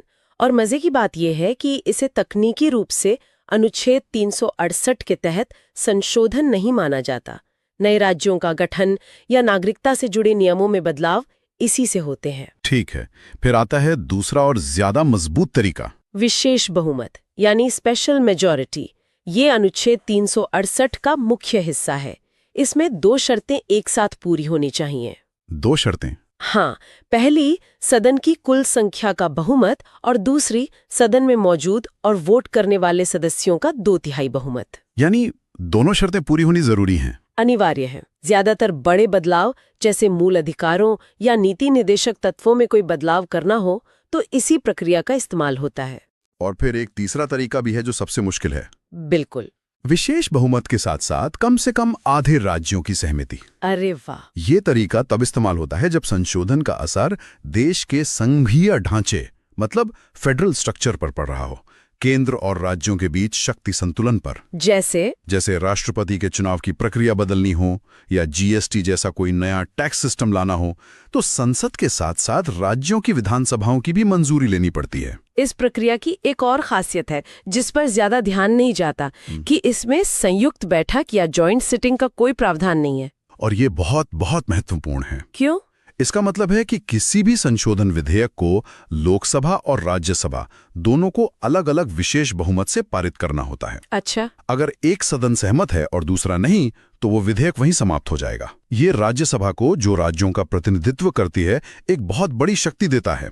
समझ गया। तो ये तो हुई प्रक्रिया, लेकिन ये प्रक्रिया सिर्फ एक तकनीकी कवायद नहीं रही है, ये तो भारत की राजनीति के सबसे बड़े संघर्षों का मैदान रही है। बिल्कुल। और इसका सबसे बड़ा उदाहरण है 42वां और 44वां संशोधन। ये 2 संशोधन तो भारतीय राजनीति के गेम चेंजर थे। 42वां संशोधन 1976 में इमरजेंसी के दौरान पारित किया गया। हाँ। ये इतना व्यापक था कि इसे लघु संविधान या मिनी कॉन्स्टिट्यूशन कहा जाता है। इसने संविधान के कई हिस्सों को बदल दिया। प्रस्तावना में समाजवादी, पंथनिरपेक्ष और अखंडता जैसे शब्द जोड़े गए। मूल कर्तव्य भी इसी से आए। हाँ, वो भी इसी से आए। और एक बहुत बड़ा बदलाव ये किया गया कि राष्ट्रपति को कैबिनेट की सलाह मानने के लिए बाध्य कर दिया गया। ये सब संसद की सर्वोच्चता स्थापित करने की एक बड़ी कोशिश थी। और फिर इस कोशिश को पलटने के लिए एक और बड़ी कोशिश हुई। बिल्कुल। इमरजेंसी के बाद जब जनता पार्टी की सरकार आई तो वो 1978 में 44वां संशोधन लेकर आई। इसका मुख्य उद्देश्य था 42वें संशोधन द्वारा लाए गए कुछ अलोकतांत्रिक बदलावों को उलटना। इसका सबसे बड़ा और ऐतिहासिक बदलाव था संपत्ति के अधिकार को मूल अधिकारों की सूची से हटाना। हाँ, ये बहुत बड़ा कदम था। उसे एक कानूनी अधिकार बनाकर अनुच्छेद 300 क में डाल दिया गया। लेकिन इसने एक बहुत ही महत्वपूर्ण सुरक्षा कवच भी दिया। वो क्या था? 44वें संशोधन ने ये सुनिश्चित किया कि आपातकाल के दौरान भी अनुच्छेद 20 और अनुच्छेद 21 को निलंबित नहीं किया जा सकता। यानी जीवन और व्यक्तिगत स्वतंत्रता का अधिकार। हाँ, ये एक जबरदस्त गारंटी थी कि राज्य किसी भी परिस्थिति में किसी भी व्यक्ति के जीवन के अधिकार को नहीं छीन सकता। ये संशोधनों का लेन देन एक बहुत बड़ा सवाल खड़ा करता है। क्या संसद की संविधान बदलने की शक्ति असीमित है? क्या वो अपनी मर्जी से कुछ भी बदल सकती है? यही वो सवाल था जो आजादी के बाद से लगभग 25 सालों तक सुप्रीम कोर्ट और संसद के बीच एक टकराव का कारण बना रहा। एक टकराव था। हाँ, संसद लगातार अपनी शक्ति को सर्वोच्च साबित करने के लिए संशोधन कर रही थी और सुप्रीम कोर्ट उन संशोधनों की समीक्षा कर रहा था। इस टकराव का अंत हुआ भारतीय न्याय के इतिहास के सबसे महत्वपूर्ण केस में, केशवानंद भारती बनाम केरल राज्य 1973। बिल्कुल। ये सिर्फ एक केस नहीं था, ये संसद और सुप्रीम कोर्ट के बीच एक दशक से चल रहे शक्ति संघर्ष का चरम था। सही कहा। संसद बार बार मूल अधिकारों पर अदालती फैसलों को पलटने के लिए संशोधन कर रही थी और आखिरकार अदालत ने एक लक्ष्मण रेखा खींच दी। बिल्कुल। 13 जजों की अब तक की सबसे बड़ी बेंच ने एक ऐतिहासिक फैसला सुनाया और इसी फैसले ने मूल ढांचे के सिद्धांत यानी बेसिक स्ट्रक्चर डॉक्ट्रिन को जन्म दिया। और ये सिद्धांत कहता क्या है? अदालत ने कहा कि संसद को अनुच्छेद 368 के तहत संविधान में संशोधन करने की शक्ति तो है, लेकिन वो संविधान के मूल लक्षणों या मूल ढांचे को नष्ट या बदल नहीं सकती। संसदीय व्यवस्था आखिर है क्या? देखो, इसका सबसे पहला और जरूरी पॉइंट है कि कार्यपालिका जो है वो विधायिका से ही बनती है। मतलब जो मंत्री हैं वो संसद के सदस्य भी होते हैं। अच्छा, और दूसरा पॉइंट? दूसरा है शक्तियों का समन्वय। यहाँ विधायिका और कार्यपालिका वो अलग अलग नहीं बल्कि मिलकर काम करती हैं। ठीक है। और तीसरा पॉइंट, ये उत्तरदायी सरकार वाला। हाँ, उत्तरदायी सरकार अपने हर काम के लिए संसद के प्रति और खासकर लोकसभा के प्रति जवाबदेह होती है। और चौथा फीचर है संसदीय संप्रभुत्व। लेकिन मुझे लगता है ये भारत में पूरी तरह लागू नहीं होता है ना? बिल्कुल नहीं, वो हम आगे देखेंगे कि क्यों नहीं होता। ठीक है, तो अब सवाल ये है कि ये व्यवस्था हमने ली कहाँ से, इसका उद्भव कहाँ से हुआ? याद रखना, ये ब्रिटेन का मॉडल है। इसीलिए इसे वेस्टमिंस्टर मॉडल भी कहते हैं, क्योंकि ब्रिटिश संसद वेस्टमिंस्टर में है। एग्जैक्टली। और इसके दो और नाम भी हैं जो बहुत कॉमन है, उत्तरदायी सरकार और मंत्रिमंडलीय सरकार। चलिए, अब आते हैं इसकी सबसे महत्वपूर्ण विशेषताओं पर।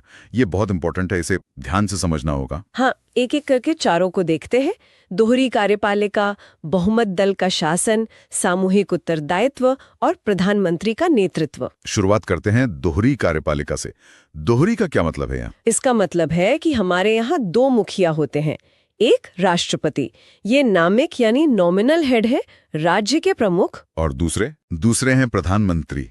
ये वास्तविक यानी रियल हेड है सरकार के।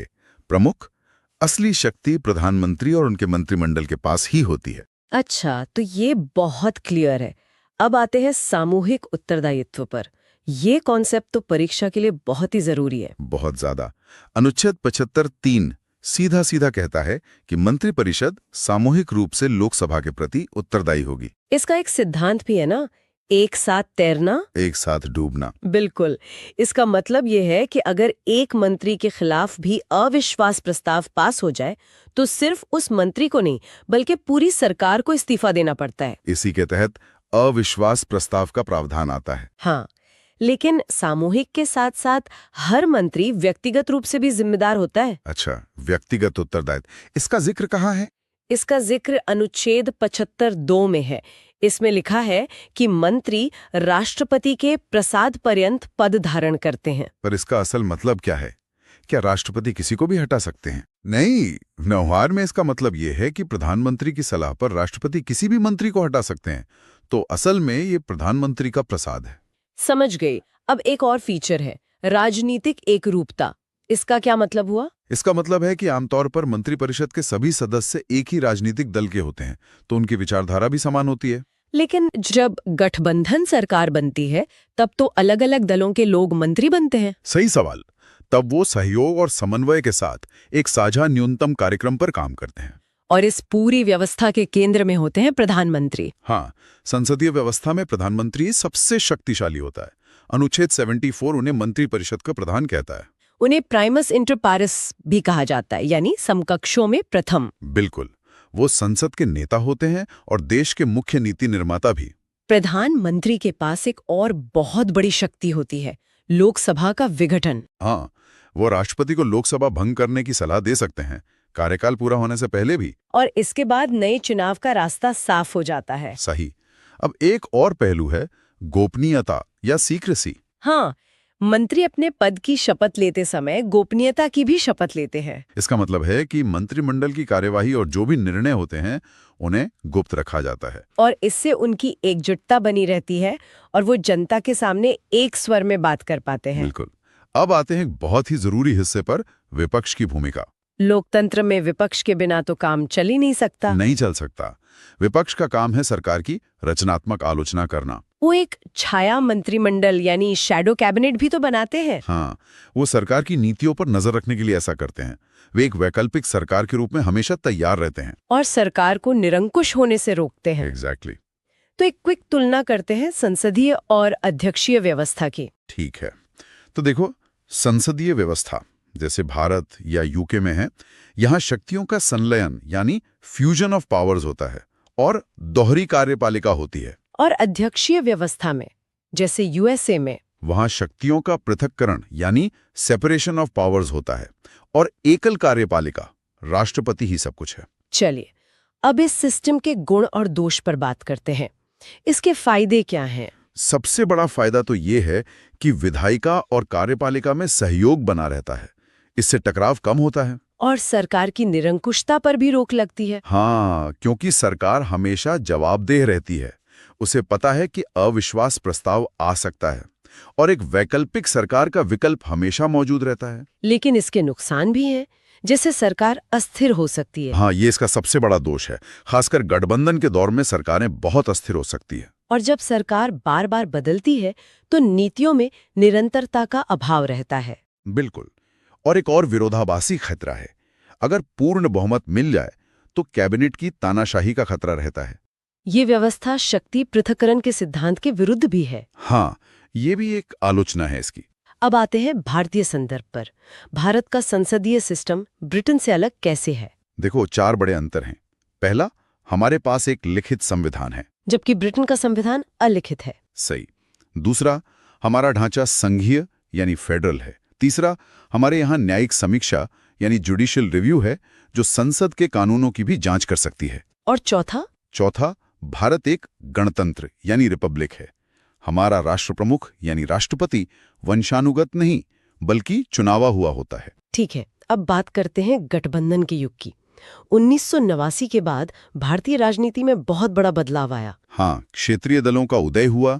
इससे किसी एक दल को बहुमत मिलना मुश्किल हो गया। और यहीं से त्रिशंकु संसद और बहुदलीय शासन का युग शुरू हुआ, जिसे हम गठबंधन का युग कहते हैं। इसी राजनीतिक अस्थिरता को रोकने के लिए एक बहुत महत्वपूर्ण कानून लाया गया। आप दल बदल विरोधी कानून की बात कर रहे हैं? हाँ, एंटी डिफेक्शन लॉ, 52वां संविधान संशोधन 1985। ये नंबर याद रखना बहुत जरूरी है। और इसके द्वारा संविधान में 10वीं अनुसूची यानी 10th शेड्यूल जोड़ी गई। इसका एक ही उद्देश्य था, राजनीतिक स्थिरता लाना और दल बदल करने वाले सांसदों और विधायकों को अयोग्य घोषित करना। चलिए अब एक बहुत ही बारीक और महत्वपूर्ण अंतर को समझते हैं, संप्रभुता बनाम सर्वोच्चता। देखो, ब्रिटेन में संसदीय संप्रभुता है, मतलब संसद जो कानून बना दे वो ही अंतिम है। लेकिन भारत में संवैधानिक सर्वोच्चता है। बिल्कुल, यहाँ संविधान सबसे ऊपर है, संसद की शक्ति सीमित है। और सुप्रीम कोर्ट के मूल ढांचा सिद्धांत यानी बेसिक स्ट्रक्चर डॉक्ट्रिन ने इसे और भी सीमित कर दिया है। हाँ, बहुत मजबूती से। केंद्र राज्य संबंध, फुल कंसंट्रेशन। यहाँ पर हम देखेंगे कि हमारा संविधान केंद्र और राज्यों के बीच शक्तियों को कैसे बांटता है।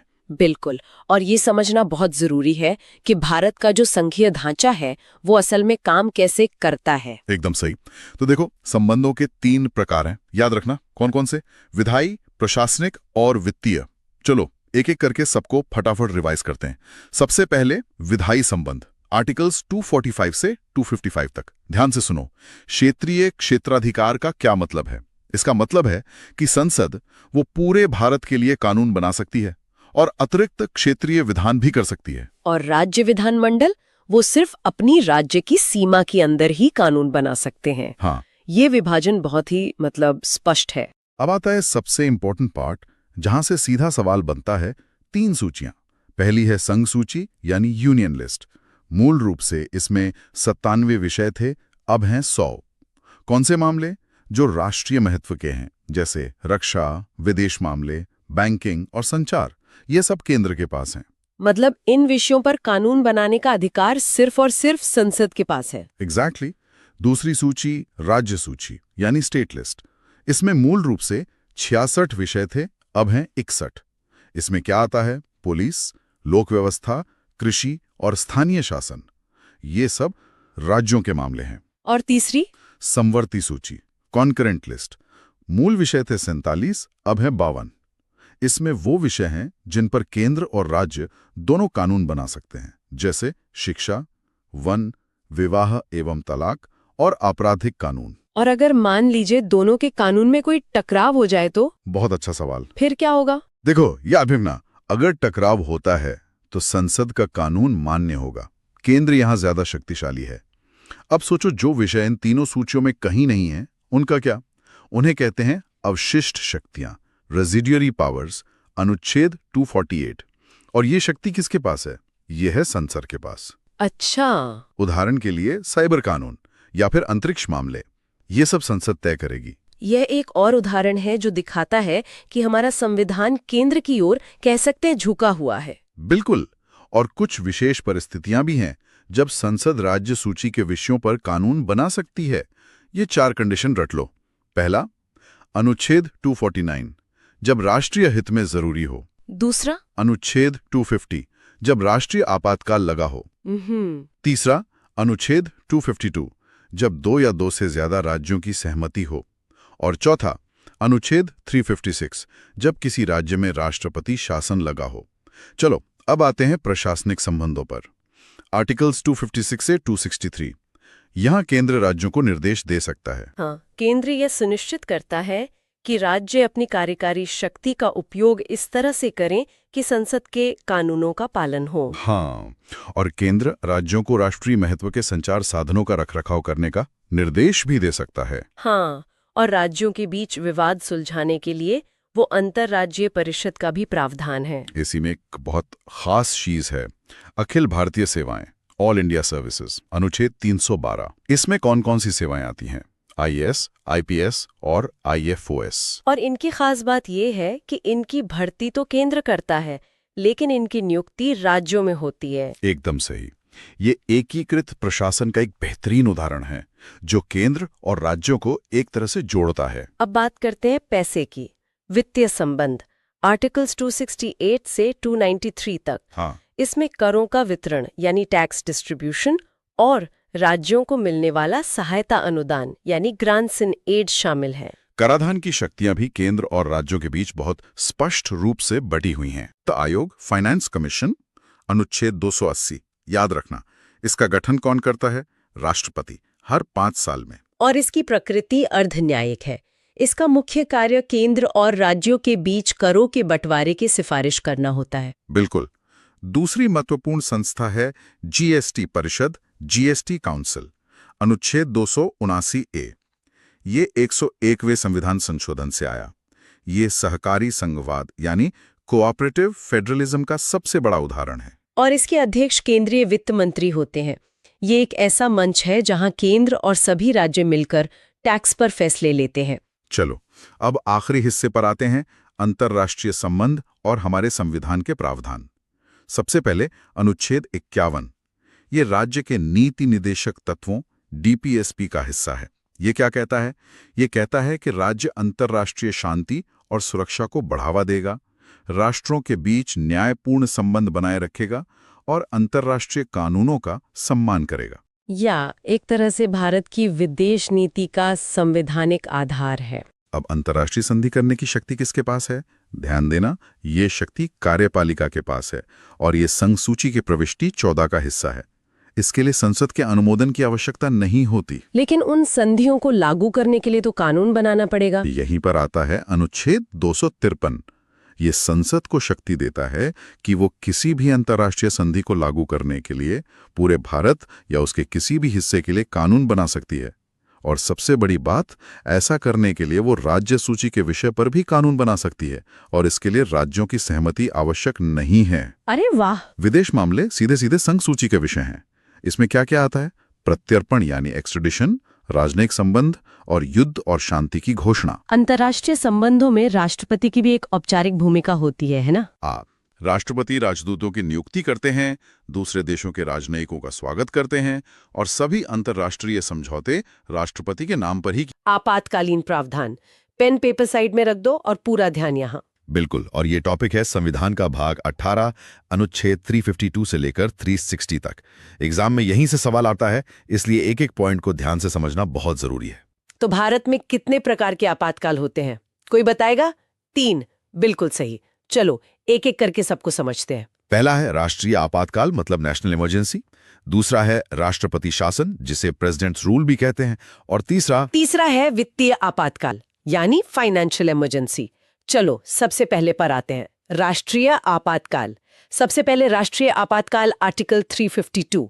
इसके 3 आधार हैं, रट लो। पहला युद्ध यानी वॉर, दूसरा बाह्य आक्रमण एक्सटर्नल अग्रेशन, और तीसरा सशस्त्र विद्रोह आर्म्ड रिबेलियन। ये तीसरा वाला बहुत इंपॉर्टेंट है। हाँ, ये बहुत इंपॉर्टेंट है। अब तक भारत में ये कितनी बार लगा है? 3 बार। याद रखना है, 1962, चीन युद्ध के समय, फिर 1971 पाकिस्तान युद्ध के समय और 1975। ये 1975 वाला आंतरिक अशांति के आधार पे लगा था। बिल्कुल, और इसी के बाद वो सशस्त्र विद्रोह वाला बदलाव आया था, है ना? एग्जैक्टली उस पर हम आएंगे, लेकिन पहले ये समझते हैं कि इसे घोषित कैसे करते हैं, प्रक्रिया क्या है। ध्यान से सुनो, मंत्रिमंडल की लिखित सलाह पर राष्ट्रपति इसकी उद्घोषणा करते हैं और फिर 1 महीने के भीतर संसद का अनुमोदन चाहिए। हाँ, और वो अनुमोदन भी कोई ऐसा वैसा नहीं, विशेष बहुमत से, special majority. Correct. Simple majority नहीं, स्पेशल मेजॉरिटी। तो एक बार लगने के बाद ये कितने समय तक रहता है? एक बार में 6 महीने के लिए। बस 6 महीने? हाँ, पर फिर संसद से बार बार अप्रूवल लेकर इसे अनंत काल तक बढ़ाया जा सकता है। अच्छा, और इसको खत्म कैसे करते हैं? समाप्ति का प्रोसेस सिंपल है। लोकसभा साधारण बहुमत से एक प्रस्ताव पास करके इसे कभी भी समाप्त कर सकती है। ठीक है। अब जब इमरजेंसी लगती है तो देश में होता क्या है? मतलब केंद्र राज्य संबंधों पर क्या प्रभाव पड़ता है? सब कुछ बदल जाता है। केंद्र बहुत बहुत शक्तिशाली हो जाता है। मतलब हमारा जो संघीय ढांचा है, फेडरल स्ट्रक्चर, वो एकात्मक, यूनिटरी हो जाता है। बिल्कुल, सारी पावर सेंटर के पास।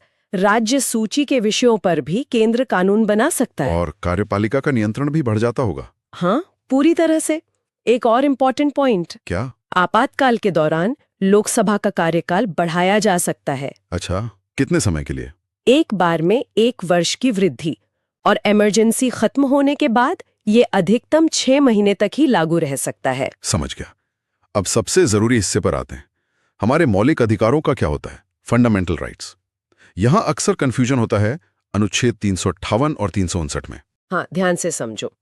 अनुच्छेद 358 का प्रभाव, जैसे ही युद्ध या बाह्य आक्रमण के आधार पर इमरजेंसी लगती है, अनुच्छेद 19 अपने आप निलंबित हो जाता है। Automatic suspension. अपने आप, मतलब राष्ट्रपति को अलग से कुछ करने की जरूरत नहीं। कुछ भी नहीं। लेकिन याद रहे, ये सशस्त्र विद्रोह पर लागू नहीं होता, सिर्फ युद्ध और बाह्य आक्रमण पर। ठीक है, तो ये था अनुच्छेद 358। हाँ। अब 359 इससे अलग कैसे है? अनुच्छेद 359 में राष्ट्रपति एक आदेश, एक ऑर्डर जारी करते हैं। उस आदेश के द्वारा वो मूल अधिकारों का प्रवर्तन निलंबित करते हैं। प्रवर्तन मतलब अधिकार तो रहता है, पर हम उसे लागू करवाने के लिए कोर्ट नहीं जा सकते। एग्जैक्टली। आप अपने फंडामेंटल राइट्स के हनन पर न्यायालय नहीं जा सकते। लेकिन इसमें एक बहुत बड़ा अपवाद है, और वो है अनुच्छेद 20 और 21। बिल्कुल, अनुच्छेद 20 और 21 कभी निलंबित नहीं होते। हाँ। ये हमेशा सुरक्षित रहते हैं। और ये सुरक्षा हमें मिली 44th संशोधन अधिनियम से, है ना? हाँ। ये संशोधन बहुत बहुत महत्वपूर्ण है। इसने बड़े बदलाव किए, जैसे कि आंतरिक अशांति शब्द को हटाकर सशस्त्र विद्रोह शब्द जोड़ा गया। हाँ, ताकि इसका दुरुपयोग ना हो सके, जैसा 1975 में हुआ था। और क्या बड़े बदलाव हुए? न्यायिक समीक्षा मतलब जुडिशियल रिव्यू की शक्ति बहाल की गई, और जैसा हमने अभी बात की, अनुच्छेद 20 और 21 का संरक्षण सुनिश्चित किया गया। एग्जाम पॉइंट ऑफ व्यू से सुपर इंपॉर्टेंट। ठीक है, तो ये था राष्ट्रीय आपातकाल। अब दूसरे पर आते हैं। चलो, अब आते हैं आर्टिकल 356 पर, राष्ट्रपति शासन। ये कब लगता है? जब किसी राज्य में संवैधानिक तंत्र विफल हो जाए, मतलब सरकार संविधान के हिसाब से ना चल पा रही हो। इसे राज्य आपातकाल भी कहते हैं, है कि नहीं? हाँ, और इसमें राज्यपाल की भूमिका बहुत अहम हो जाती है। तो इसकी प्रक्रिया क्या है? ये कैसे लगाया जाता है? राज्यपाल की रिपोर्ट पर, या कभी-कभी बिना रिपोर्ट के भी राष्ट्रपति शासन लगाया जा सकता है। और संसद का अनुमोदन? यहाँ 2 महीने के भीतर अनुमोदन चाहिए, और यहाँ साधारण बहुमत, सिंपल मेजॉरिटी से काम चल जाता है। अच्छा, तो यहाँ विशेष बहुमत की जरूरत नहीं है? नहीं। और इसका प्रभाव क्या होता है राज्य पर? राज्य विधानसभा या तो निलंबित होती है या भंग कर दी जाती है। राज्य के लिए कानून बनाने की शक्ति संसद के पास चली जाती है, और राज्य की पूरी कार्यपालिका केंद्र के नियंत्रण में आ जाती है। और इसकी अवधि ये कब तक लग सकता है? सामान्य अवधि 6 माह और अधिकतम अवधि है 3 वर्ष। बस 3 साल, उसके आगे नहीं? नहीं, और 1 वर्ष से अधिक विस्तार के लिए कुछ शर्तें भी लागू होती है। इस आर्टिकल का काफी दुरुपयोग भी हुआ है ना? बहुत। और इसीलिए एक केस बहुत लैंडमार्क है, SR बोम्मई मामला 1994 का। हाँ, ये तो बहुत ही जरूरी केस है। इसमें सुप्रीम कोर्ट ने क्या कहा था? सुप्रीम कोर्ट ने कहा कि राष्ट्रपति शासन पर न्यायिक समीक्षा हो सकती है। मतलब कोर्ट ये देख सकता है कि इसे लगाने का कारण सही था या मनमाना। और इसी केस में धर्मनिरपेक्षता को संविधान का मूल ढांचा घोषित किया गया था, जहां तक मुझे याद है। बिल्कुल। और इसके मनमाने प्रयोग पर बहुत बड़ी रोक लगा दी गई इस फैसले से। ठीक है, तो अब तीसरे और आखिरी आपातकाल की तरफ बढ़ते हैं। आखिरी है आर्टिकल 360 वित्तीय आपातकाल, फाइनेंशियल इमरजेंसी। ये कब लगता है? ये तब लगता है जब भारत की वित्तीय स्थायित्व या साख को खतरा हो।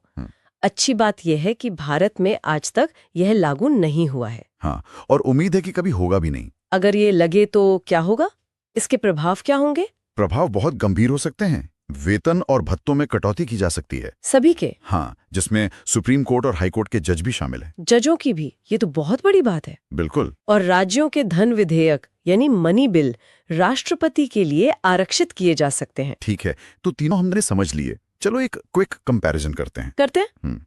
आर्ट 352 राष्ट्रीय आपातकाल अनुमोदन के लिए क्या चाहिए? विशेष बहुमत। और ये अनंत काल तक बढ़ाया जा सकता है। करेक्ट। अब आर्ट 356 राष्ट्रपति शासन। इसमें साधारण बहुमत से काम हो जाता है और अधिकतम अवधि 3 वर्ष।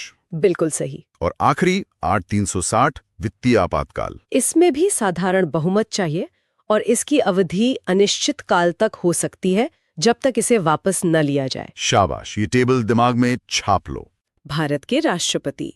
हम अनुच्छेद 52 से 62 तक हर एक पहलू को तेजी से समझेंगे।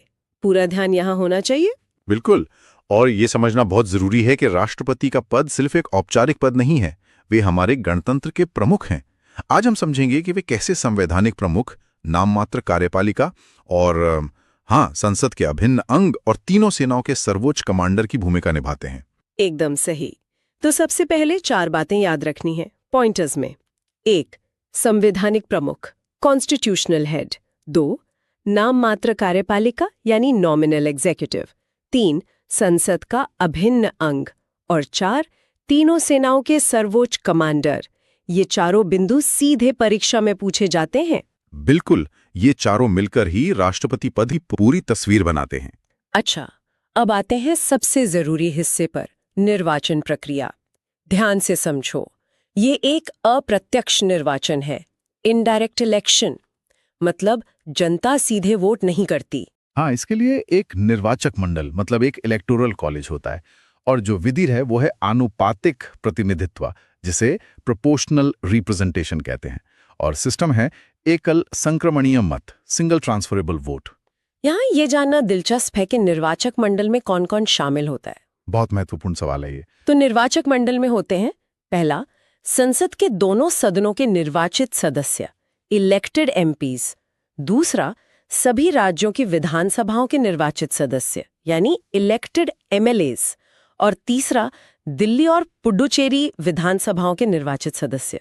यहाँ पर एक बात पर गांठ बांध लेनी चाहिए। कौन सी? कि मनोनीत सदस्य मतलब नॉमिनेटेड मेंबर्स इस चुनाव में भाग नहीं लेते। हाँ, ये बहुत बड़ा कंफ्यूजन पॉइंट होता है, सिर्फ इलेक्टेड मेंबर्स। बिल्कुल। अब बात करते हैं मत मूल्य की, यानी वोट वैल्यू। इसका उद्देश्य है समरूप प्रतिनिधित्व लाना, यूनिफॉर्म रिप्रेजेंटेशन। इसके 2 फॉर्मूले हैं, इन्हें रट लो। एक एमएलए का मत मूल्य होता है राज्य की कुल जनसंख्या को विधानसभा के निर्वाचित सदस्यों से भाग देकर उसे 11,000 से गुणा करना। और एक एमपी का मत मूल्य होता है सभी एमएलएज के कुल मतों का मूल्य, जिसे संसद के कुल निर्वाचित सदस्यों से भाग दिया जाता है। ये सुनने में जटिल लगता है, पर इन फॉर्मूलों का एक ही मकसद है, वो ये सुनिश्चित करना कि केंद्र और राज्यों का प्रतिनिधित्व राष्ट्रपति चुनाव में बराबर हो, किसी एक का पलड़ा भारी ना हो। बिल्कुल सही। अब चलो देखते हैं राष्ट्रपति बनने के लिए क्या योग्यता चाहिए। 4 शर्तें फटाफट देखो। पहला, भारत का नागरिक हो। ये तो सबसे जरूरी है। दूसरा, न्यूनतम आयु 35 वर्ष पूरी कर चुका हो। तीसरा, लोकसभा का सदस्य बनने की योग्यता रखता हो। और चौथा, किसी लाभ के पद पर ना हो। एकदम साफ और सीधा। बहुत सीधी सादी योग्यताएं हैं। अगला है शपथ, ओथ। ये अनुच्छेद 60 के तहत होती है। राष्ट्रपति को शपथ कौन दिलाता है? भारत के मुख्य न्यायाधीश, सीजेआई। सही। और शपथ किस बात की होती है? संविधान का संरक्षण और जनता की सेवा। कार्यकाल कितना होता है? टर्म। ये बहुत आसान है, 5 वर्ष का। क्या वे पुनर्निर्वाचन के योग्य हैं? हाँ, बिल्कुल है। हमारे यहाँ कोई सीमा नहीं है। और वे तब तक अपने पद पर बने रहते हैं जब तक उनका उत्तराधिकारी पद ग्रहण न कर ले। बिल्कुल। अब आते हैं एक बहुत बहुत इंपॉर्टेंट टॉपिक पर, महाभियोग यानी इम्पीचमेंट, अनुच्छेद 61। हाँ, ये प्रक्रिया बहुत मजबूत है। इसका एकमात्र आधार है संविधान का अतिक्रमण, वायलेशन ऑफ द कॉन्स्टिट्यूशन। इसे पारित करने के लिए विशेष बहुमत मतलब स्पेशल मेजॉरिटी चाहिए, यानी 2/3 सदस्यों का समर्थन, 2/3 मेजॉरिटी। और ये प्रक्रिया संसद के किसी भी सदन में शुरू की जा सकती है ना? एकदम, किसी भी सदन में, लोकसभा या राज्यसभा। और ये प्रक्रिया इतनी कठिन इसलिए बनाई गई है ताकि राष्ट्रपति का पद स्थिर रहे, उसे मतलब राजनीतिक कारणों से आसानी से हटाया ना जा सके। ये एक अर्धन्यायिक प्रक्रिया है, क्वाजी जुडिशियल। अच्छा, अगर राष्ट्रपति का पद खाली हो जाए तो कारण हो सकते हैं मृत्यु, त्यागपत्र या महाभियोग। ऐसी स्थिति में कार्यवाहक राष्ट्रपति कौन बनता है? उपराष्ट्रपति, वाइस प्रेसिडेंट। और ये नियम है कि 6 महीने के भीतर नए राष्ट्रपति का चुनाव हो जाना चाहिए। हाँ, 6 महीने की समय सीमा है। चलो, अब आते हैं राष्ट्रपति की शक्तियों पर। फटाफट रिवीजन मोड में। सबसे पहले कार्यकारी शक्तियां, एग्जीक्यूटिव पावर्स। प्रधानमंत्री और अन्य मंत्रियों की नियुक्ति, राज्यों के राज्यपाल, महान्यायवादी मतलब एजी, फिर सीएजी और मुख्य चुनाव आयुक्त यानी सीईसी की नियुक्ति, ये सब राष्ट्रपति करते हैं। हाँ, लेकिन प्रधानमंत्री की सलाह पर, ये याद रखना जरूरी है। बिल्कुल। अब विधायी शक्तियां, लेजिस्लेटिव पावर्स, संसद का सत्र आहूत करना, सत्रावसान करना, लोकसभा का विघटन करना और अनुच्छेद 108 के तहत संयुक्त अधिवेशन बुलाना और संसद को संबोधित करना। इसके बाद आती है अध्यादेश शक्ति, ऑर्डिनेंस पावर, अनुच्छेद 123। ये बहुत शक्तिशाली है। राष्ट्रपति अध्यादेश तब जारी कर सकते हैं जब संसद सत्र में ना हो। और उस अध्यादेश का प्रभाव संसद के कानून के बराबर होता है। हाँ, लेकिन एक शर्त है, संसद की बैठक के 6 सप्ताह के भीतर इसे अनुमोदन मिलना जरूरी है। सही, वरना वो खत्म हो जाता है। अब वित्तीय शक्तियां, फाइनेंशियल पावर्स, बजट प्रस्तुत करवाना, धन विधेयक यानी मनी बिल के लिए पूर्व अनुमति देना, आकस्मिक निधि, कंटिंजेंसी फंड से पैसा निकालना और फाइनेंस कमीशन का गठन करना, सब राष्ट्रपति के नाम पर ही होता है। फिर है न्यायिक शक्तियां, जुडिशियल पावर्स, अनुच्छेद 72, क्षमादान की शक्ति। इसमें 4 प्रकार की शक्तियां हैं: क्षमा, पार्डन, प्रविलंबन, रिप्रीव, परिहार, रिमिशन और लघुकरण, कम्यूटेशन। ये बहुत महत्वपूर्ण शक्ति है, खासकर मृत्युदंड के मामलों में। अंतर्राष्ट्रीय संधियां भी उन्हीं के नाम पर होती हैं। बिल्कुल। और आखिर में आपातकालीन शक्तियां, इमरजेंसी पावर्स, 3 आपातकाल, आर्टिकल नंबर के साथ याद रखो। राष्ट्रीय आपातकाल अनुच्छेद 352, राष्ट्रपति शासन अनुच्छेद 356 और वित्तीय आपातकाल अनुच्छेद 360। अच्छा, अब बात करते हैं विवेकाधीन शक्तियों की, डिस्क्रिशनरी पावर्स। ये वो शक्तियां हैं जहां राष्ट्रपति को अपनी समझ से निर्णय लेना होता है। हाँ, यहीं पर उनकी असली ताकत दिखती है। जैसे त्रिशंकु संसद मतलब हंग पार्लियामेंट की स्थिति में प्रधानमंत्री की नियुक्ति करना, या किसी विधेयक को पुनर्विचार के लिए लौटाना, या फिर बहुमत न होने पर लोकसभा का विघटन करना। और अंत में वीटो शक्तियां, वीटो पावर्स। 3 प्रकार की वीटो पावर है: आत्यंतिक वीटो, एब्सोल्यूट वीटो, निलंबनकारी वीटो, सस्पेंसिव वीटो और जेबी veto, pocket veto. Pocket veto का तो एक बहुत मशहूर उदाहरण भी है। हाँ, ज्ञानी ज़ैल सिंह वाला। बिल्कुल। भारत के उपराष्ट्रपति फुल एनर्जी के साथ एकदम तेज रिवीजन मोड में। हाँ, ये टॉपिक अनुच्छेद 63 से 71 तक कवर होता है। पेन और पेपर तैयार रखो, यहाँ से सवाल पक्का आता है। तो चलिए शुरू करते हैं। तो सबसे पहली और सबसे जरूरी बात, उपराष्ट्रपति का पद देश का दूसरा सर्वोच्च पद है। राष्ट्रपति के ठीक बाद। बिल्कुल। और ध्यान दो, वो राज्यसभा के पदेन सभापति होते हैं। इस शब्द को समझना बहुत जरूरी है। पदेन सभापति मतलब जो भी व्यक्ति उपराष्ट्रपति बनेगा वो अपने आप ऑटोमेटिकली राज्यसभा का सभापति बन जाएगा। और ये पॉइंट नोट करो, ये बहुत जरूरी है, उपराष्ट्रपति संसद के किसी भी सदन का सदस्य नहीं होता, न लोकसभा का न राज्यसभा का। सही। अब आते हैं निर्वाचन प्रक्रिया पर। चुनाव होता कैसे है? 4 बातें याद रखनी है, बिल्कुल रट लो इनको। पहला, अप्रत्यक्ष चुनाव मतलब इनडायरेक्ट इलेक्शन। हम और आप सीधे वोट नहीं करते। दूसरा, आनुपातिक प्रतिनिधित्व, प्रोपोर्शनल रिप्रेजेंटेशन। तीसरा, एकल संक्रमणीय मत, सिंगल ट्रांसफरेबल वोट। और चौथा? गुप्त मतदान, सीक्रेट बैलेट। ये चारों शब्द सीधे सीधे परीक्षा में पूछे जाते हैं। तो वोट देता कौन है? इसे कहते हैं निर्वाचक मंडल या इलेक्टोरल कॉलेज। इसमें संसद के दोनों सदनों के सदस्य होते हैं, लोकसभा और राज्यसभा। और यहाँ पर एक कैच है, इसमें निर्वाचित और मनोनीत मतलब इलेक्टेड और नॉमिनेटेड दोनों तरह के सांसद वोट देते हैं। बिल्कुल।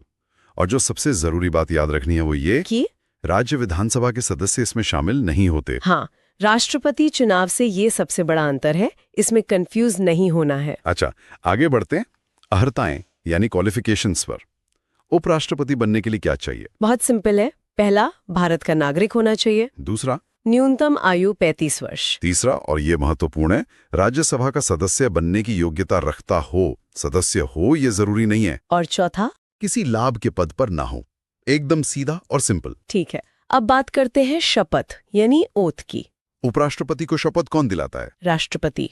ये याद रखना। और शपथ किस बात की लेते हैं? संविधान के प्रति सच्ची श्रद्धा और निष्ठा की। अच्छा, कार्यकाल टर्म कितना होता है? ये तो बहुत आसान है। 5 वर्ष का। क्या पुनर्निर्वाचन मतलब री इलेक्शन संभव है? हाँ, बिल्कुल संभव है, कोई सीमा नहीं है। और एक और बात, जब तक उनका उत्तराधिकारी पद ग्रहण नहीं कर लेता तब तक वो अपने पद पर बने रहते हैं। हाँ, ताकि पद एक पल के लिए भी खाली न रहे। अब एक बहुत महत्वपूर्ण प्रक्रिया, पद से हटाना, रिमूवल। ध्यान से समझो, ये प्रक्रिया सिर्फ और सिर्फ राज्यसभा में ही शुरू हो सकती है, लोकसभा में नहीं। और राज्यसभा में इसे प्रभावी बहुमत इफेक्टिव मेजॉरिटी से पास करना होता है। इफेक्टिव मेजॉरिटी का मतलब है सदन की तत्कालीन कुल सदस्य संख्या का बहुमत। और फिर ये प्रस्ताव लोकसभा में जाता है, जहां सिर्फ साधारण बहुमत सिंपल मेजॉरिटी से सहमति चाहिए होती है। लेकिन एक शर्त है। हाँ, ऐसा कोई भी प्रस्ताव लाने से पहले 14 दिन की पूर्व सूचना देना अनिवार्य है। ये 14 दिन वाला पॉइंट बहुत बार पूछा गया है। अच्छा, पद रिक्तता वैकेंसी कैसे होती है? 3 मुख्य कारण हैं: कार्यकाल की समाप्ति, त्यागपत्र देना या फिर मृत्यु हो जाना। अगर पद खाली होता है तो चुनाव यथाशीघ्र as soon as possible कराए जाने चाहिए। कोई फिक्स टाइमलाइन नहीं दी गई है संविधान में। सही। और अगर कार्यकाल समाप्त होने से पद खाली हो रहा है तो नया उपराष्ट्रपति आने तक जो निर्वर्तमान उपराष्ट्रपति हैं वही काम जारी रखेंगे। तो जैसा कि हमने पढ़ा, उपराष्ट्रपति राज्यसभा के सभापति होते हैं। उनका काम क्या है? सीधी सी बात है, वो सदन की अध्यक्षता करते हैं, सदन में अनुशासन और व्यवस्था बनाए रखते हैं और सदन के नियमों की व्याख्या करते हैं। उनका फैसला अंतिम होता है। अब आते हैं उनकी मतदान शक्ति पर। ये बहुत दिलचस्प है। हाँ, सामान्य स्थिति में सभापति के तौर पर वो मतदान नहीं करते। क्यों? क्योंकि वो सदन के सदस्य नहीं होते। बिल्कुल। लेकिन एक अपवाद है, अगर किसी बिल पर वोट बराबर हो जाएं, तय हो जाए, तब वो अपना निर्णायक मत, कास्टिंग वोट दे सकते हैं। केवल टाई की स्थिति में, ये याद रखना है। अच्छा, वेतन और भत्ते, यहाँ से एक ट्रिकी सवाल बनता है। ध्यान देना, उपराष्ट्रपति को जो वेतन मिलता है वो उपराष्ट्रपति होने का नहीं मिलता। सही कहा। उन्हें वेतन राज्यसभा के सभापति के रूप में उनके काम का मिलता है। और ये वेतन कहाँ से दिया जाता है? भारत की संचित निधि, कंसोलिडेटेड फंड ऑफ इंडिया से। बहुत बढ़िया। अब उपराष्ट्रपति एक और महत्वपूर्ण भूमिका निभाते हैं, कार्यवाहक राष्ट्रपति की, एक्टिंग प्रेसिडेंट। ये कब होता है? जब किसी भी कारण से राष्ट्रपति का पद रिक्त हो जाए, मृत्यु, त्यागपत्र या महाभियोग, वो अधिकतम 6 महीने के लिए कार्यवाहक राष्ट्रपति बन सकते हैं। बिल्कुल। इस 6 महीने के अंदर नए राष्ट्रपति का चुनाव कराना अनिवार्य है और इस दौरान उनके पास राष्ट्रपति की सभी शक्तियां होती हैं। लेकिन एक बात याद रखना, जब वो राष्ट्रपति का काम कर रहे होते हैं तब वो राज्यसभा की अध्यक्षता नहीं करते। हाँ, उस समय उपसभापति एक काम करते हैं। चलो जल्दी से राष्ट्रपति और उपराष्ट्रपति में मुख्य अंतर देख लेते हैं। फटाफट। पहला, चुनाव। राष्ट्रपति के चुनाव में सांसद और विधायक दोनों होते हैं, जबकि उपराष्ट्रपति में केवल सांसद। दूसरा, हटाना। राष्ट्रपति के लिए महाभियोग की जटिल प्रक्रिया है और उपराष्ट्रपति के लिए एक संकल्प, रेजोल्यूशन, जो राज्यसभा से शुरू होता है। और तीसरा, भूमिका। राष्ट्रपति राष्ट्र के प्रमुख हैं और उपराष्ट्रपति मुख्य रूप से राज्यसभा के सभापति हैं। अगर उपराष्ट्रपति के चुनाव में कोई विवाद, कोई इलेक्शन डिस्प्यूट हो जाए तो इसका निर्णय केवल और केवल सर्वोच्च न्यायालय सुप्रीम कोर्ट करेगा और किसी के पास ये अधिकार नहीं है। सुप्रीम कोर्ट का फैसला अंतिम और मान्य होगा। हाँ, और एक और इंटरेस्टिंग बात, अगर चुनाव अमान्य भी हो जाता है तो उस व्यक्ति द्वारा पद पर रहते हुए किए गए कार्य, वैध रहेंगे, उन्हें रद्द नहीं किया जाएगा। सही। अब कुछ महत्वपूर्ण अनुच्छेद फटाफट याद करो, मैच द फॉलोइंग में आ सकता है। 863, भारत का एक उपराष्ट्रपति होगा। 864, उपराष्ट्रपति राज्यसभा का पदेन सभापति होगा। 865 राष्ट्रपति के रूप में कार्य करना। और सबसे जरूरी 866 उपराष्ट्रपति का निर्वाचन। बहुत अच्छे। अब कुछ ऐतिहासिक तथ्य, सीधे वन लाइनर सवाल। प्रथम उपराष्ट्रपति कौन थे? Doctor S Radhakrishnan. ऐसे कौन थे जिनके 2 कार्यकाल थे? डॉक्टर राधाकृष्णन और हामिद अंसारी। और निर्विरोध निर्वाचित कौन कौन हुए? 3 लोग, राधाकृष्णन, हिदायतुल्ला और शंकर दयाल शर्मा। बिल्कुल। अब न्यायिक समीक्षा का अनुच्छेद 71 फिर से वही बात कहता है जो हमने अभी डिस्कस की। हाँ, विषय है राष्ट्रपति या उपराष्ट्रपति के चुनाव से संबंधित विवाद। और अधिकार क्षेत्र किसका है? सिर्फ और सिर्फ सुप्रीम कोर्ट का। ठीक है। और संसद इस संबंध में कानून बना सकती है। तो आखिर में उपराष्ट्रपति की संवैधानिक भूमिका है क्या? हम इसे कैसे समेट सकते हैं? देखो, ये पद देश में राजनीतिक निरंतरता, पॉलिटिकल कॉन्टिन्यूटी सुनिश्चित करता है। बिल्कुल, ये अमेरिकी उपराष्ट्रपति के पद की तर्ज पर बनाया गया है। और ये कार्यपालिका, एग्जीक्यूटिव और विधायिका, लेजिस्लेचर के बीच एक कड़ी का काम भी करता है। तो निष्कर्ष क्या निकला? निष्कर्ष ये है कि उपराष्ट्रपति की दोहरी भूमिका है, एक विधायी लेजिस्लेटिव जो कि राज्यसभा में है, और दूसरी औपचारिक सेरेमोनियल जो कि देश के दूसरे सर्वोच्च नागरिक के तौर पर है। वो राष्ट्रपति का बैकअप है जो निरंतरता सुनिश्चित करता है। भारत के प्रधानमंत्री और हम खास तौर पर अनुच्छेद 74 और 75 पर ध्यान देंगे। हाँ, क्योंकि एग्जाम में सवाल तो यहीं से आता है, तो पेन पेपर तैयार रखिए और एक एक पॉइंट को दिमाग में बिठा लेना है। चलिए शुरू करते हैं। चलिए, तो सबसे पहले प्रधानमंत्री की स्थिति क्या है, ये समझना जरूरी है। हाँ, मतलब डी फैक्टो हेड कौन है? बिल्कुल, याद रखिए प्रधानमंत्री हैं वास्तविक कार्यकारी यानी रियल एग्जीक्यूटिव। राष्ट्रपति तो नाम मात्र के प्रमुख हैं, असली शक्ति प्रधानमंत्री के पास ही होती है। तो मतलब सरकार का प्रमुख कौन? प्रधानमंत्री। बहुमत दल का नेता वो भी प्रधानमंत्री। और कैबिनेट का प्रमुख भी प्रधानमंत्री। ये पॉइंट्स एकदम क्लियर होने चाहिए। ठीक है, अब आते हैं नियुक्ति पर, अपॉइंटमेंट पे। ये बहुत इंपॉर्टेंट है। हाँ, तो नियुक्तिकर्ता कौन है? राष्ट्रपति, ये याद रखना है। और किस अनुच्छेद के तहत? अनुच्छेद 75, आर्टिकल 75, इसको तो मार्क कर लीजिए। अच्छा, और किसे नियुक्त किया जाता है? लोकसभा में जिस दल को बहुमत मिला है उसके नेता को। लेकिन एक स्थिति बनती है त्रिशंकु संसद की, मतलब जब किसी को बहुमत न मिला हो तब क्या होता है? बहुत अच्छा सवाल है। तब राष्ट्रपति अपने विवेक का इस्तेमाल करते हैं। पॉइंट टू बी नोटेड, वो सबसे बड़े दल के नेता को या किसी गठबंधन के नेता को सरकार बनाने के लिए बुला सकते हैं। ठीक है, ये क्लियर हुआ। अब बात करते हैं योग्यता यानी क्वालिफिकेशन की। प्रधानमंत्री बनने के लिए क्या चाहिए? बहुत आसान है, ध्यान से सुनिए। पहला, भारत का नागरिक होना चाहिए, ये तो खैर है ही। और दूसरा, लोकसभा या राज्यसभा मतलब संसद के किसी एक सदन का सदस्य होना चाहिए। और उम्र, आयु का भी तो कुछ होता है ना? हाँ, अगर लोकसभा से हैं तो 25 वर्ष और अगर राज्यसभा से हैं तो 30 वर्ष, ये याद रखना है। और एक सबसे जरूरी नियम है, वो 6 महीने वाला नियम। हाँ बिल्कुल, 6 माह का नियम। अगर कोई व्यक्ति मंत्री या प्रधानमंत्री बनते समय संसद का सदस्य नहीं है तो उसे 6 महीने के अंदर सदस्यता लेनी होगी, अनिवार्य है ये। मतलब कोई एक्सपर्ट भी सीधे मंत्री बन सकता है? बिल्कुल, और फिर 6 महीने में राज्यसभा से आ सकता है। ठीक है, अब शपथ यानी ओथ की बात करते हैं। प्रधानमंत्री कौन सी शपथ लेते हैं? वो 2 तरह की शपथ लेते हैं। 2? हाँ, पहली पद की शपथ माने ओथ ऑफ ऑफिस और दूसरी गोपनीयता की शपथ यानी ओथ ऑफ सीक्रेसी। और ये शपथ दिलाता कौन है? भारत के राष्ट्रपति। यहां से सीधा सवाल बनता है। समझ गई। अब कार्यकाल मतलब टर्म, क्या प्रधानमंत्री का कार्यकाल निश्चित होता है? 5 साल? नहीं, यही तो सब गड़बड़ करते हैं। इनका कोई निश्चित कार्यकाल नहीं होता। तो फिर? वे राष्ट्रपति के प्रसाद पर्यंत पद पर रहते हैं। इसका मतलब क्या है? क्या राष्ट्रपति जब चाहे हटा सकते हैं? नहीं, इसका मतलब है जब तक लोकसभा में विश्वास मत हासिल है, जब तक बहुमत है। अच्छा, तो जैसे ही लोकसभा में बहुमत खोया, सरकार गिरी, बिल्कुल, कार्यकाल समाप्त। जी। चलिए अब शक्तियों पर आते हैं। ये सबसे इंटरेस्टिंग पार्ट है। शुरुआत करते हैं मंत्रिपरिषद के गठन से। प्रधानमंत्री ही अपने मंत्रियों का चयन करते हैं, ये उनका विशेषाधिकार है। और उन्हें मंत्रालय भी वही देते हैं। हाँ, वे ही मंत्रियों के बीच विभागों का आवंटन करते हैं। किसे वित्त मिलेगा, किसे रक्षा, ये सब वही तय करते हैं। मतलब पूरी टीम के कप्तान प्रधानमंत्री हैं। एकदम।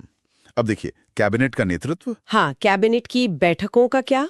कैबिनेट की सभी बैठकों की अध्यक्षता प्रधानमंत्री ही करते हैं। सारी नीतियों का निर्देशन, पॉलिसी डायरेक्शन उन्हीं के नेतृत्व में होता है। और अलग-अलग विभागों में तालमेल भी वही बिठाते होंगे। बिल्कुल, वो एक समन्वयकारी, एक कोऑर्डिनेटर की भूमिका निभाते हैं। अच्छा, अब राष्ट्रपति के साथ उनके संबंध की बात करते हैं। लेकिन- ये भी काफी महत्वपूर्ण है। बहुत ज्यादा। प्रधानमंत्री जो हैं वो राष्ट्रपति और मंत्रिपरिषद के बीच एक पुल की तरह हैं। मुख्य संचार चैनल। और इसके लिए कोई खास अनुच्छेद है? हाँ, अनुच्छेद 78, आर्टिकल 78, ये बहुत महत्वपूर्ण है। इसमें क्या कहा गया है? ये प्रधानमंत्री का कर्तव्य बताता है कि वो राष्ट्रपति को प्रशासन और विधान से जुड़े सभी निर्णयों की सूचना दें। मतलब राष्ट्रपति को हर चीज की जानकारी देनी पड़ती है। हाँ, ये उनकी ड्यूटी है और वो राष्ट्रपति को सलाह और परामर्श भी देते हैं। ठीक है। अब संसद में प्रधानमंत्री की क्या भूमिका है? देखिए, वे निचले सदन यानी लोकसभा के नेता होते हैं। सरकार का चेहरा एक तरह से। बिल्कुल। और वे ही राष्ट्रपति को संसद का सत्र बुलाने और सत्रावसान करने की सिफारिश करते हैं। और उनके पास एक बहुत बड़ी शक्ति भी तो है, लोकसभा को भंग करने की। हाँ, वे किसी भी समय लोकसभा को विघटित करने की सिफारिश राष्ट्रपति से कर सकते हैं और सरकार की सभी महत्वपूर्ण नीतियों की घोषणा भी संसद में वही करते हैं। शक्तियों की लिस्ट तो काफी लंबी है, कुछ कार्यकारी शक्तियां भी हैं, है ना? हाँ, फटाफट देखते हैं। वो महत्वपूर्ण नियुक्तियों पर राष्ट्रपति को सलाह देते हैं। जैसे? किनकी नियुक्ति? जैसे CAG, अटॉर्नी जनरल, UPSC के अध्यक्ष और सदस्य, इन सब पर। और वो नीति आयोग के पदेन अध्यक्ष भी होते हैं। हाँ, और अंतर्राज्यीय परिषद यानी इंटरस्टेट काउंसिल के अध्यक्ष भी प्रधानमंत्री ही होते हैं। अब बात करते हैं आपातकालीन भूमिका की। संकट के समय क्या होता है? संकट के समय वे देश के सर्वोच्च राजनीतिक प्रमुख होते हैं, एक क्राइसिस मैनेजर के रूप में काम करते हैं। और आपातकाल लगाने की सलाह भी वही देते हैं। हाँ, राष्ट्रपति को आपातकाल लगाने की सलाह वही देते हैं और राष्ट्रीय आपदा प्रबंधन के भी प्रमुख वही होते हैं। ये तो हुई एक मजबूत सरकार की बात। लेकिन अगर गठबंधन की राजनीति हो, मिलीजुली सरकार हो, तब भूमिका बदल जाती है। उन्हें सहयोगी दलों का प्रबंधन करना पड़ता है और एक न्यूनतम साझा कार्यक्रम बनाया जाता है, कॉमन मिनिमम प्रोग्राम। हाँ, CMP। और सभी दलों के बीच आम सहमति का निर्माण करना पड़ता है। तब उनकी शक्तियां थोड़ी सीमित हो जाती हैं। अब बात करते हैं त्यागपत्र की, रेजिग्नेशन। अगर प्रधानमंत्री इस्तीफा दे दें तो क्या होगा? अगर वो त्यागपत्र दे दें तो उनका व्यक्तिगत त्यागपत्र भी पूरी मंत्रिपरिषद का विघटन कर देता है। मतलब पूरी सरकार का इस्तीफा माना जाता है। हाँ, पूरी सरकार का। और बहुमत खोने पर भी त्यागपत्र देना ही पड़ता है। और उन्हें हटाया कैसे जा सकता है? रिमूवल का क्या प्रोसेस है? लोकसभा में अविश्वास प्रस्ताव, नो कॉन्फिडेंस मोशन पारित करके। और अगर किसी जरूरी मुद्दे पर सदन में हार हो जाए तब भी उन्हें इस्तीफा देना पड़ सकता है। इसे परोक्ष निष्कासन मतलब इनडायरेक्ट एक्सपल्शन भी कहते हैं। चलिए एक क्विक कंपैरिजन करते हैं। प्रधानमंत्री बनाम राष्ट्रपति। ठीक है, तो प्रेसिडेंट है नाममात्र के प्रमुख यानी डी जूरे हेड, और प्रधानमंत्री PM है वास्तविक शासनाध्यक्ष यानी डी फैक्टो हेड। और ये याद रखना है कि प्रधानमंत्री और मंत्रिमंडल की सलाह राष्ट्रपति के लिए बाध्यकारी है। Advice is binding. बिल्कुल। अब एक और तुलना, PM बनाम CM। ये तो काफी सीधा है। हाँ, जो संरचना केंद्र में प्रधानमंत्री की है वही राज्य में मुख्यमंत्री की है। केंद्र में PM, राज्य में CM। और नियुक्ति केंद्र में राष्ट्रपति करते हैं तो राज्य में राज्यपाल। बिल्कुल समान संरचना है। एक और बहुत जरूरी अंतर समझना है, मंत्रिमंडल, कैबिनेट और मंत्रिपरिषद, काउंसिल ऑफ मिनिस्टर्स में क्या फर्क है? ये बहुत लोग कंफ्यूज करते हैं। देखिए, मंत्रिमंडल एक बड़ा निकाय है। इसमें सभी मंत्री होते हैं, कैबिनेट, राज्य मंत्री, उपमंत्री। और मंत्रिमंडल? मंत्रिमंडल यानी कैबिनेट एक छोटा और सबसे शक्तिशाली निकाय है। इसमें सिर्फ प्रमुख मंत्री होते हैं। यही शक्ति का केंद्र है, न्यूक्लियस है। तो सारे मुख्य नीतिगत फैसले कैबिनेट ही लेती है? हाँ बिल्कुल, मुख्य नीति निर्माता यही हैं। एक बार महत्वपूर्ण अनुच्छेदों का क्विक रिवीजन कर लेते हैं। जरूर। सबसे पहले 874। ये कहता है कि राष्ट्रपति को सहायता और सलाह देने के लिए एक मंत्रिपरिषद होगी। फिर 875 जो मंत्रियों की नियुक्ति, कार्यकाल और उत्तरदायित्व के बारे में है। और 878 जो हमने अभी पढ़ा। हाँ, राष्ट्रपति को जानकारी देने के संबंध में प्रधानमंत्री के कर्तव्य। ये तीनों याद कर लेने हैं। बिल्कुल।